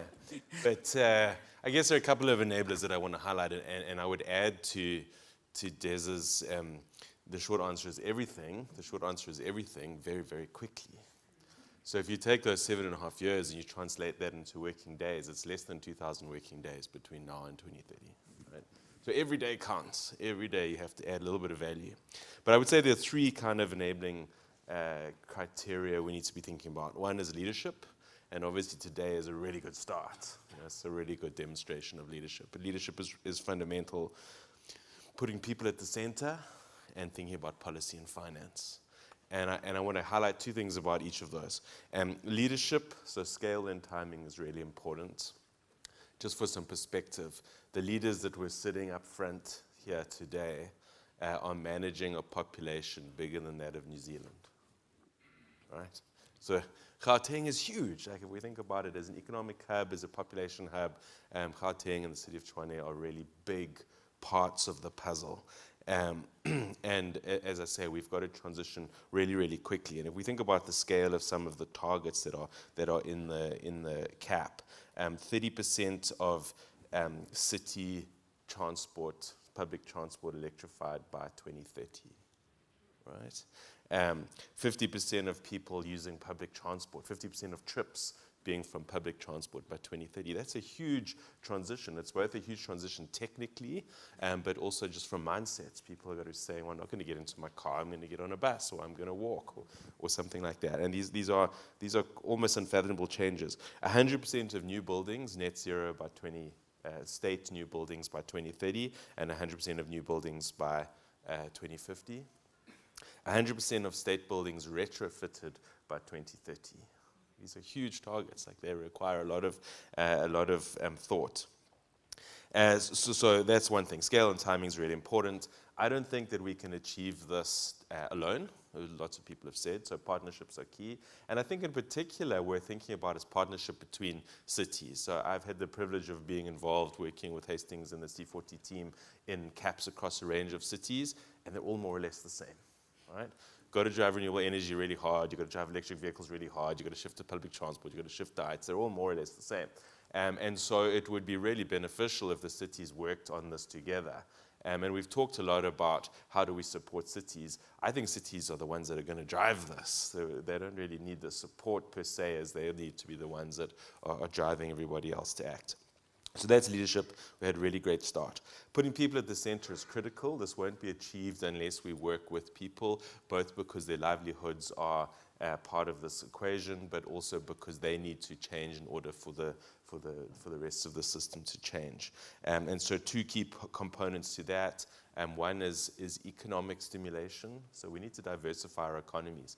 The shifts that we will get from a city just from responding to green won't be enough. There needs to be a broader thinking about how do we diversify our economies, how do we create employment, how do we create competitiveness. The other area is service delivery. We need to take that off the table.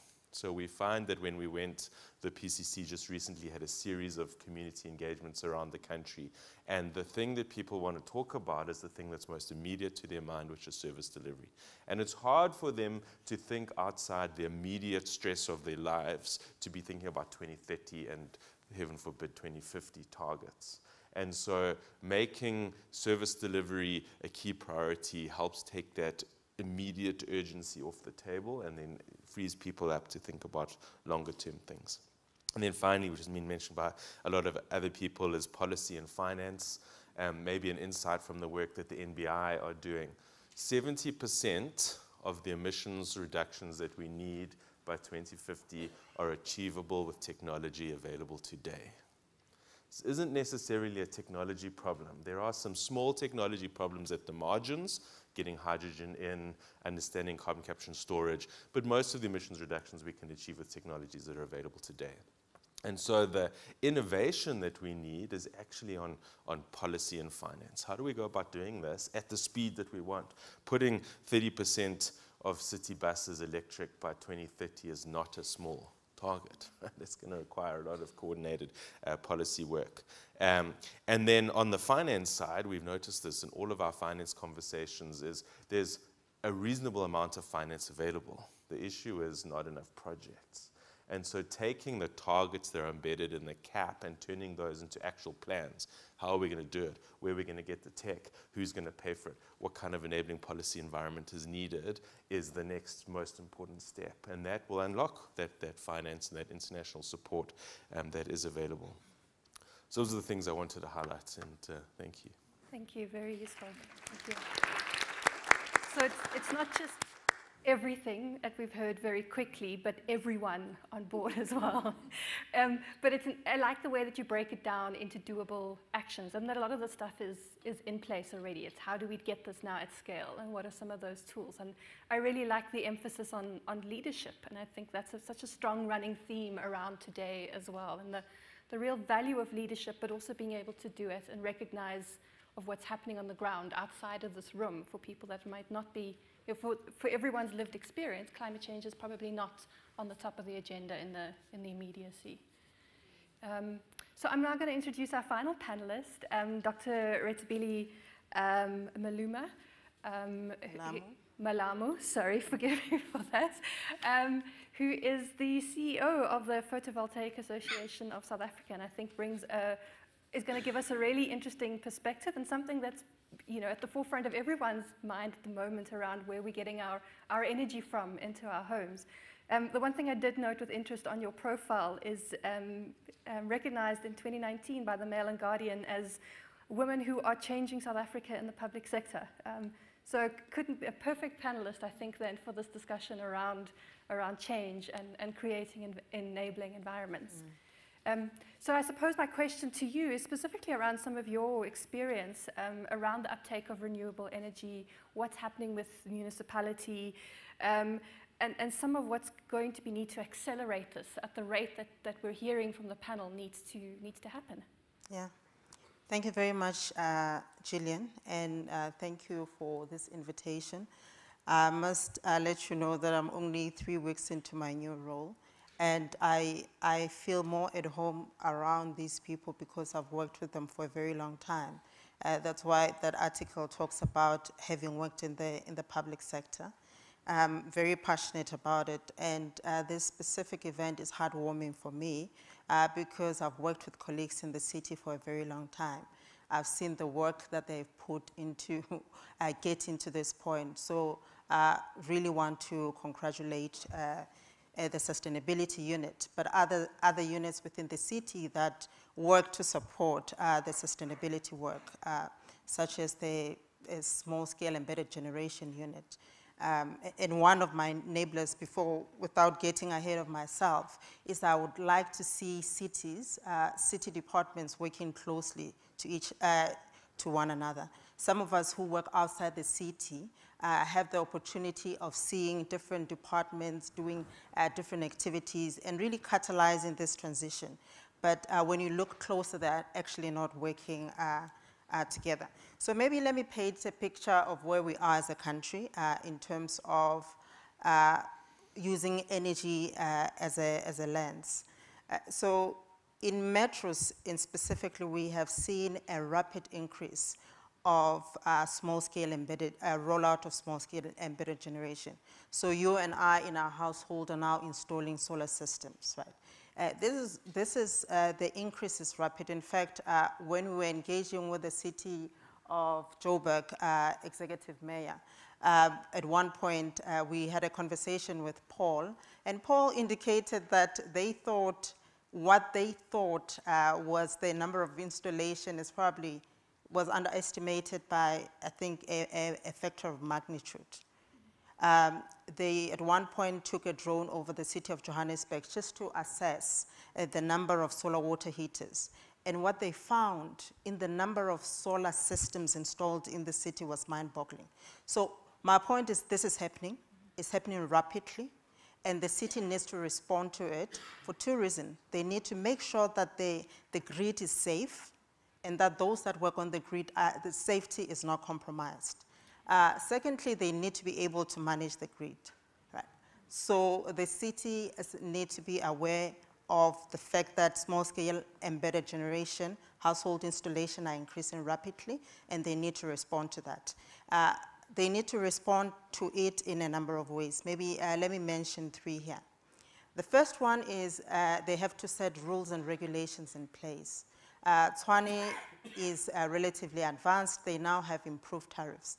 What those tariffs do is that they will incentivize those high-paying customers, clients of the city, from deflecting from the grid altogether.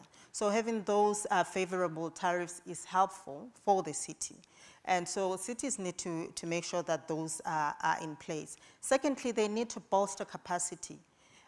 The SSCG unit, I think it's in the city manager, it's in one of the I think electricity department, but they're working there with about 3 or 4 people, really passionate people, passionate, they want to make things happen. They work at small scale embedded generation, but now we have also seen a trend of increasing application from the the industrial and the commercial spaces. So they have to deal with those applications as well. So we need to make sure that the cities are well capacitated. They have the right skills and are well capacitated to deal with the volume of applications that are coming through the city, to enable the installations that are safe and of high quality. So that would be my second input. The third input, which I think will be an enabler that my fellow panelists have talked about, is technical support. I'm glad the presidency is here to provide technical support. Steve says he doesn't think they need technical support. I will tell you that one of the greatest opportunities that cities have is for them to procure directly from IPPs. We would have seen that cities like City of Cape Town are already going ahead and piloting it. It's going to come to City of Tshwane, it's going to come to City of Johannesburg. But because of the traditional structure of municipalities, as service people at the forefront of service delivery, they don't have the technical capabilities to address the IPPs. In my previous role, I would sit with metros, all metros in Gauteng, and we would realize that they need the technical support that comes from national government. They need the provincial government, which has limited mandate for energy generation, to play what its role is. Provinces in this country are set up to facilitate and coordinate. So things like provincial governments need not do what cities do. Neither should local government try to do what provincial entities ought to do. So if cities can provide that IPP technical support for project packaging and project execution, that will be critical for making sure that cities are now enabled to buy directly from IPPs, because they're currently not structured to do so. And I think national government, not only the commission in the presidencies, the likes of the IPP office would play a very critical role in ensuring that they provide that technical support. The REAP is successful. We know it's globally recognized. But how do you then translate those skills that are required at local level and make sure that those skills operate? And as a representative of industry, the solar industry in South Africa, I would say, government, let's work closely together with the industry.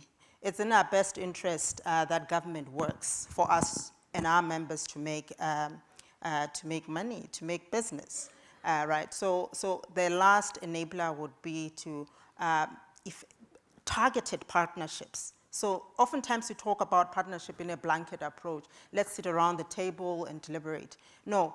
If national government is going to partner with local government, let's have specific initiatives that we go into and make sure that we put a resource towards. The IPP one is an example. How does solar players across the value chain make sure that they provide support to the city's SECG so that we're able to help them streamline their processes so that it doesn't take 4, 5, 6 months for one to apply to install a system in the city, a 1 megawatt over on a mall, right? Yeah. Something that should take maybe 2 months, considering that having taken all the safety and all the necessary precautions into consideration. So yeah. That's great, thank you, that's useful. And I think that's a useful reflection, because what you're saying as well is that it's not just about what's the enabling environment for Tshwane to implement this action plan, but the city also then creates an enabling environment for the private sector. And it's that, that forward planning that you're asking and anticipation that helps keep that momentum going if we're going to pick stuff up at speed, like we've heard that we need to. So I think, thank you very much. Really valuable reflection. We're going to do the same as what we did with the last panel and just quickly have a 1 minute, what was it, 52 seconds, Hastings. There's no way I'll be able to measure 52 seconds at this point. But just from the panelists again, so just to, on reflection, what do you think is that one big enabler that we need to focus on that's gonna help get the next steps of this action plan going for the city of Tshwane? So I think we'll do it in the same order that we did initially. So Rebecca, over to you. Yeah, thank you. I'll try to be very quick. I mean, originally I wanted to say research, but I don't have that myopic of a view. I realize that. What I really think is it's the cross-sectional linkages, cross-sectoral linkages, and also all of the partnerships that they're active and responsive with clear data flows. So I didn't go far from research, it's still on data, right? That the information and flows very easily so it can be flexible, and when new information coming from research comes back in, that it can also be responsive, because as we've heard, we don't have much time to do really ambitious things. Thank you. Desigan? Yeah, there are many things to cover, but for the 52 seconds, thanks. I think the thing that we want to really push is a leadership compact to express the right kind of adventurism. And we will all help with that. Trying to organize for your ENP scenario to actually merge with your ambitious scenario is almost exactly where you need to be on this. But you have to put out that signal. The flag's got to be in the sand. And I think that would stimulate the right kind of partnerships to make it happen. And the best of luck. Yeah, thank you. Useful. I love that sense of adventure part of it as well. Steve? I mean, I had a similar again. We'll split you up next time we swap around. But I mean, yeah, I think the key thing here is leadership, and to the point about not needing support. No one expects the cities in Tshwane to know everything, but you don't also need to wait for someone else to define that agenda, or and I think that's what we've seen here today, laying that leadership down. But to keep that up, and you know, let's convene those meetings. If you need particular support engaging with IPPs, let's set that up, and let's use those 2,000 days. So say 52 seconds, 2,000 days. We're gonna. The data is rich, Rebecca. Rethabile, final comments from you. Yeah, I would like to perhaps remind all of us that we have wicked challenges as a country. We have challenges of poverty, inequality. I know we say that a lot, but it's a reality. And right here, this transition presents us with an opportunity to exploit economic opportunities out of this. So I hope as we implement this cap as Tshwane, we have at the back of our mind that we need to create economic value that will take our people out of the poverty, that will deal with gross inequalities in this country. Can it not be that the energy systems that we are implementing have skewed ownership? Can we use this as really something that drives the agenda, the fundamental agenda that we have in this country? Thank you. Thank you. I think that's a really important and sobering reminder of the reality, but also the point of hope around how we engage some of these actions. So on behalf of me, thank you very much, and to the panelists, I think really interesting inputs and debates, and congratulations again to the City of Tshwane, and for bringing us all together today to be able to have these discussions. Thank you.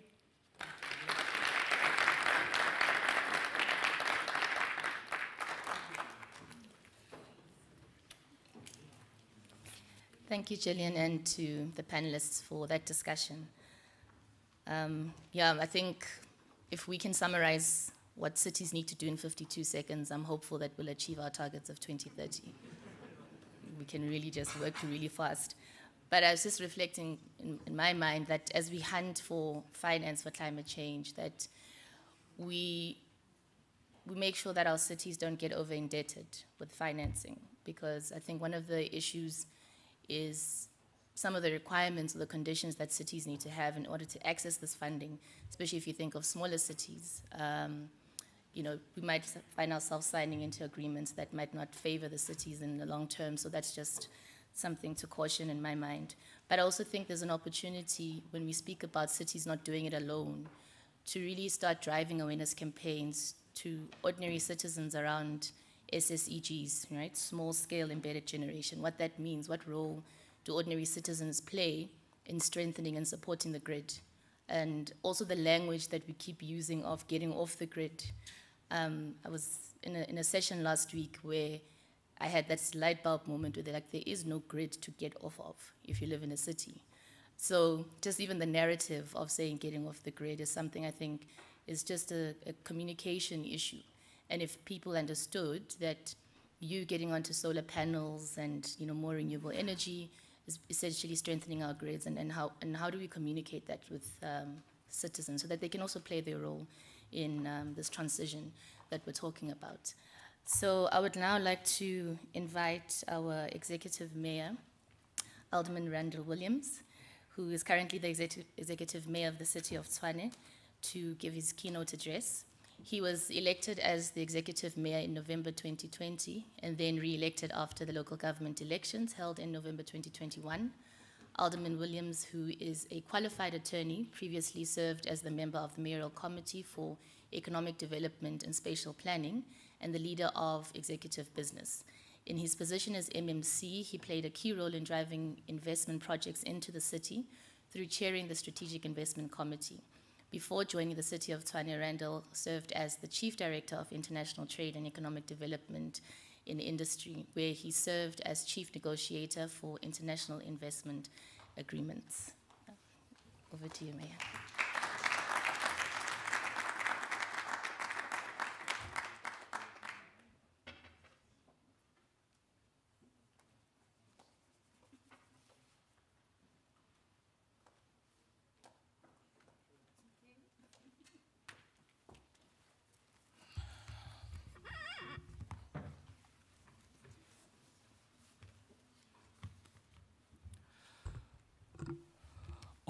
Honourable Executive Mayor of City of Joburg and member of the C40 Steering Committee, Dr. Mpo Palatse, Governor of Abidjan and Vice Chair of C40 Steering Committee, Robert Burgre Mambe, Ambassador of Denmark, Tobias Elling Rayfeld, Speaker of Tshwane Council, Dr. Marunwa Makwarela, members of the Mayoral Committee from Tshwane and Ekurhuleni, C40 Regional Director for Africa, Hastings Chikoko, Acting City Manager at the City of Tshwane, Masibata Mutlaneng, Acting CEO of TIDA, Tume Mathole, TIDA board members, all our esteemed ambassadors, speakers, and panelists, group heads of the City of Tshwane, and all distinguished guests,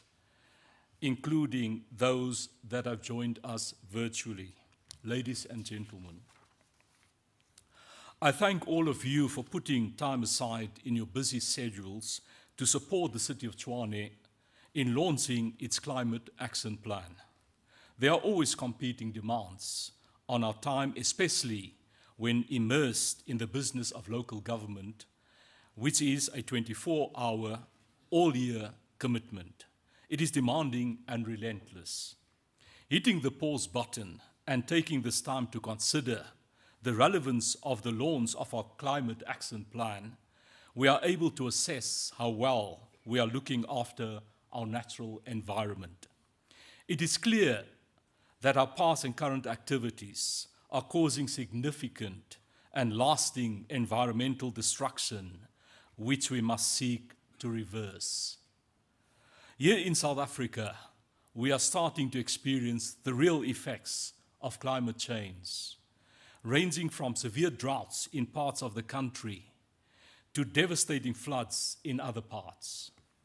Our mantra has been that by developing and adopting climate action plans, we are future-proofing our cities against the damaging impacts of climate change.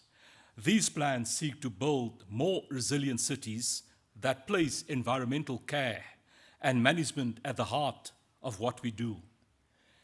It is also important to acknowledge that climate risks are escalating in metropolitan areas as cities have become magnets for urbanization in response to the diminishing economic opportunities in rural areas and increased cross-border migration.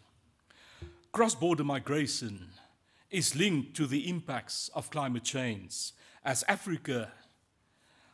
the African continent bears the brunt of such climate change, which is creating scores of climate refugees that are driven towards greener pastures, due to the severe weather conditions they are experiencing in their home countries. Based on current and forecasted flood, fire, and heat hazards, the city has identified climate risk zones as part of our planning. I believe that this is pioneering work, as we are the first metro to have done so. As such, I would like to acknowledge the role of the CSIR and the National Treasury City Support Program in this regard. Climate risk zones are defined as areas with a combination of a high likelihood of climate hazards occurring with the presence of communities, infrastructure, and other assets with low resilience. The consequence of this low resilience is an increased likelihood of suffering either through loss of life or significant infrastructure damage from these climate hazards. The extent of climate risk zones is expected to grow significantly into the future, up to 2050, should we not apply the climate actions contained in the Climate Action Plan. Thus, the aim of the Climate Action Plan is to guide the spatial targeting of interventions in order to constrict the expansion of these zones. Reducing our exposure to climate change is a life and death matter, and we take this seriously. However, we are equally serious about reducing our contribution to sources of global warming. In our Climate Action Plan, we have committed to being net carbon zero by 2050. To achieve this goal, we have to reduce our emissions by 15% by 2030, 45% by 2040, and 100% by 2050. And the core measures are directed towards energy, waste, and transport, coupled with spatial planning as 4 sectors we have the most influence over. Our Climate Action Plan commits us to ensuring that by 2050, we have sourced 80% of our electricity from renewables. Well, I'm not going to be mayor, I think, by 2050, so let's see what we can do over the next 4.5 years while I'm still mayor. And to get us on the right track, we need to have developed an ambitious energy and electricity master plan by 2025 that sets out how this target will be met. As one of the 3 metros in Gauteng, a province plagued by energy insecurity, yet the economic heartbeat of the country, it will be vital for us to establish a mechanism to facilitate the uptake of renewable energy. I must congratulate Dr. Palazzi on the success of her energy in Daba and the progress made in Ekurhuleni to procure renewable energy from independent power producers. These successes reinforce and encourage a collective move towards cleaner, more affordable, and more reliable sources of energy. The implementation of the Climate Action Plan is one that will require extensive partnerships and support from an array of shareholders. The launch of the Climate Action Plan is indicative of the significance of such partnerships with important stakeholders such as the University of Pretoria, are immersing climate responsiveness into how they build their infrastructure. Future Africa, where we are today, is an embodiment of this immersion, and we welcome the collaboration between the city and the university to develop resources that will assist the municipality to become more climate resilient. The same can be said for the CSIR, which has undertaken groundbreaking research for Tshwane to develop the climate risk zones and to make our climate risk and vulnerability assessment study publicly available in a user-friendly online format as part of the Green Book, an online tool to support climate resilient settlement development. We are also in a city-to-city collaboration with the city of Aarhus, where we are focusing on enhancing our water security and to obtain funding for the upgrade of our wastewater treatment works. Furthermore, we have entered into partnerships with 2 insurance companies. The first is Santam, where they are supporting our community emergency response teams, and the other is Hollard, where they are revamping over 3,000 fire hydrants in Region 3.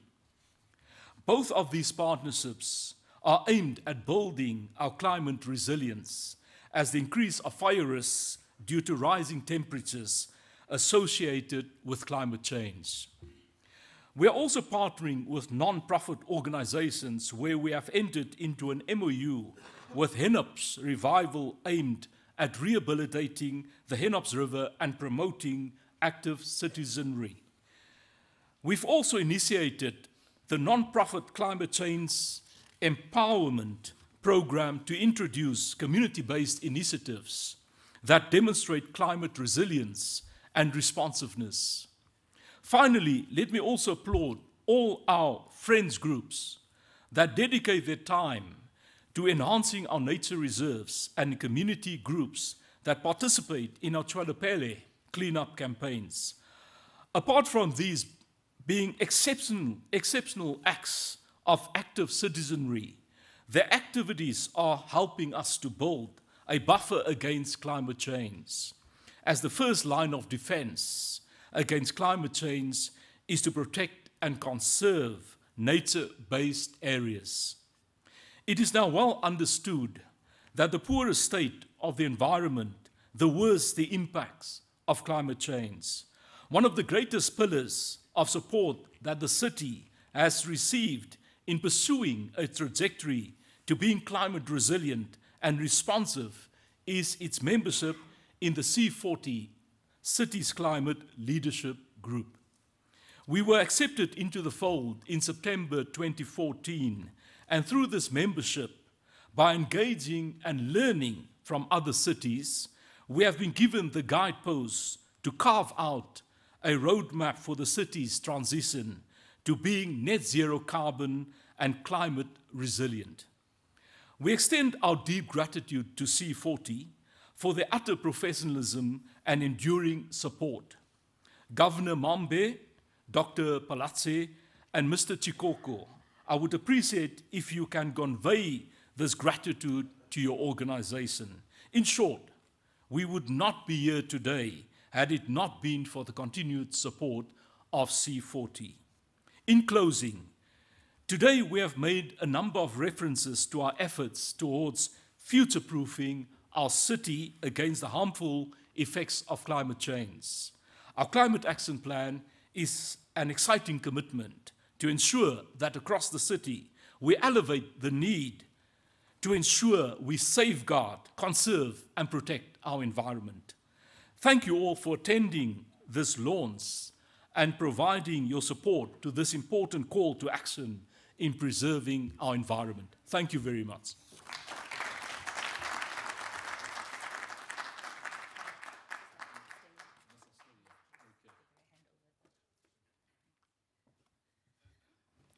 So I've just asked the Mayor to please stay with us for a special occasion now on this agenda. I'd like to invite Ms. Kyabetswe Timane, who is the Miss Mini Model Earth 2020. She's the lovely girl wearing the tiara that we've all been looking at. She's very passionate about the environment. She's accompanied by Gaugelo, and they're both part of the Ditsala Children's Shield, an empowerment program for children nurturing their talents and interest. And the Mayor will be handing over the CAP, Climate Action Plan itself, to Kyabetswe. We'll just give her a moment to come down and give a speech.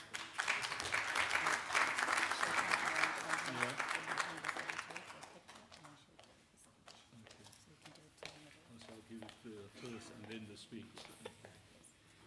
Maybe we do it in front here. Oh, okay. Okay. I would like to hand you this. Maybe you can hold it up like this.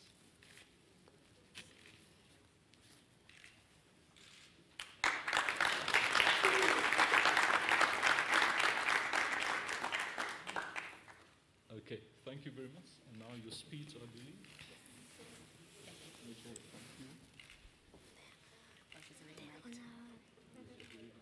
The Honorable Community Mayor,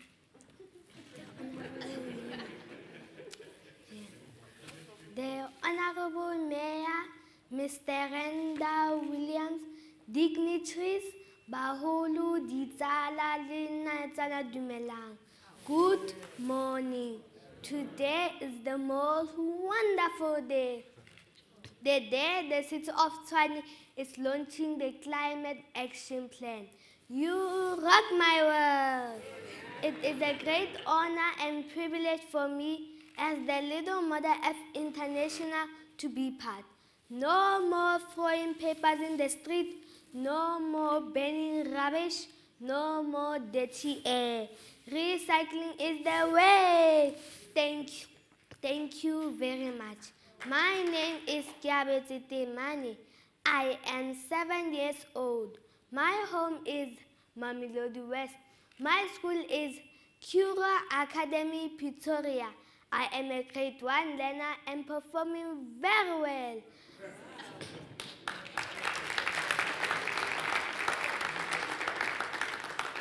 I am a Little Mother F Second Princess 2021 and Little Miss Nations Second Princess 2021. I have qualified for Little Mother F International 2022 and I went to Zanzibar, Tanzania to represent South Africa and I won the crown.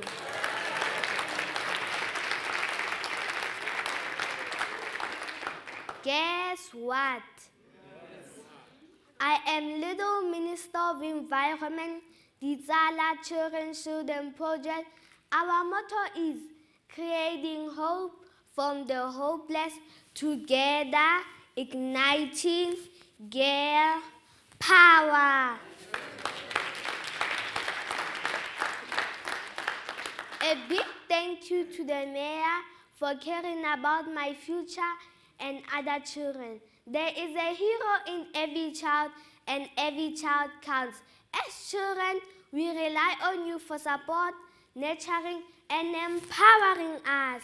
I thank you. Asante sana. Asante sana means thank you very much. Jambo means hello in Swahili. Jambo. Jambo kwana. Abarigali. Zuri sana. Egeni.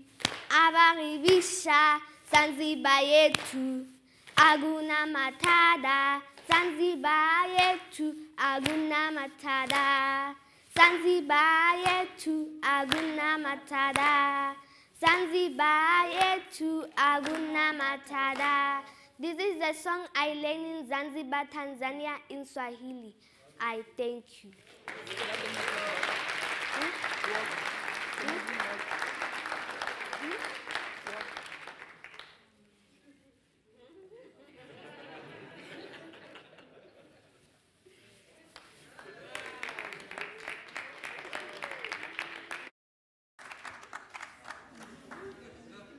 Yes, Queen, yes, yes.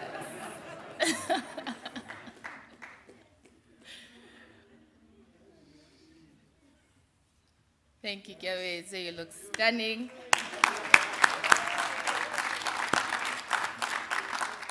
Okay. Yo, I'm having an existential crisis because at 7 years old, I was fighting with my mom over lunch.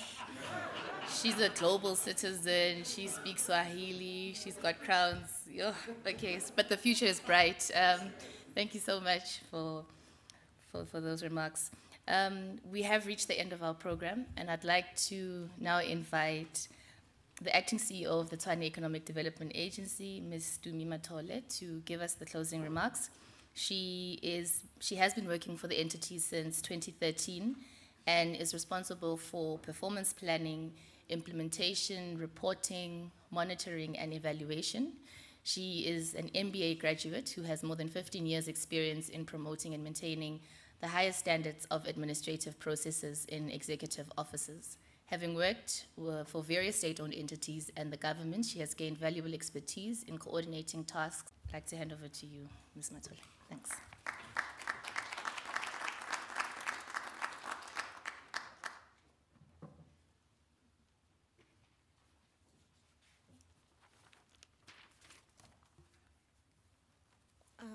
Distinguished speakers, guests, participants, and colleagues, ladies and gentlemen, good morning. Mine will just be a brief one. I'm not going to take too long, especially after the performance, so I'm not going to try to compete. So I'm not going to take too much of your time because I believe everything that needed to be said today was indeed said. It is indeed my pleasure to make a closing remark and express gratitude to all those who made the launch of the Tshwane Climate Action Plan a reality. Allow me first to take this opportunity and begin by thanking the Executive Mayor of the City of Tshwane, Mayor Randall Williams, for your leadership, sir, your dedication, and I believe with your strong political will, Mayor, we are indeed moving forward.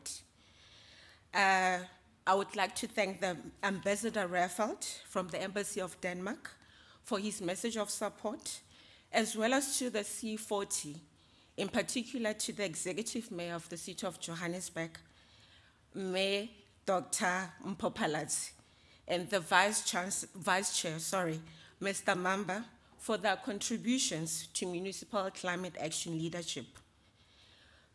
Today is indeed an important milestone, and I would like to thank Mme Mutlaneng, the Acting City Manager of Tshwane, for sharing with us the journey taken in developing the city's climate action plan. Your leadership encourages a collaborative and a partnership mindset. To the panelists, the discussions were indeed beneficial, and I gained a whole lot of knowledge today.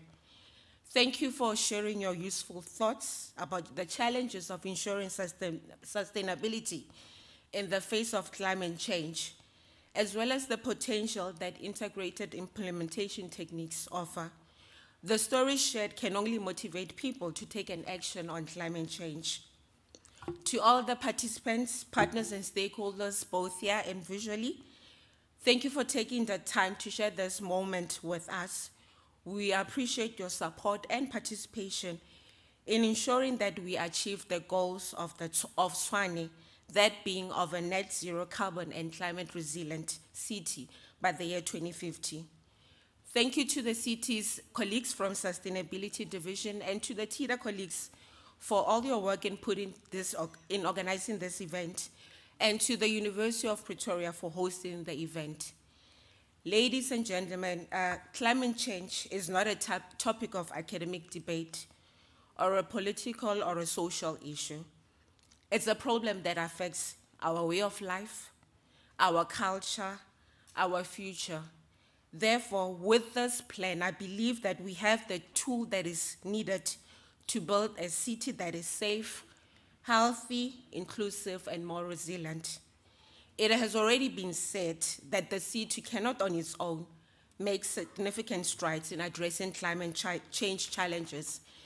And as a Praetorian, proud and born here, I believe the citizens of Tshwane, we have an obligation to participate in it, and with everyone's commitment and support, I believe we can achieve the world we want to live in while leaving no one behind. I thank you.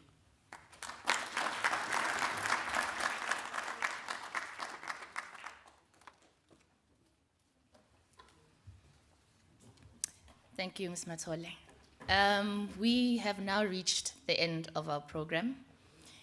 I think we have had quite an exciting program today, very interesting inputs, some inspiration from a 7-year-old, so we can all leave here wanting to do better with our lives.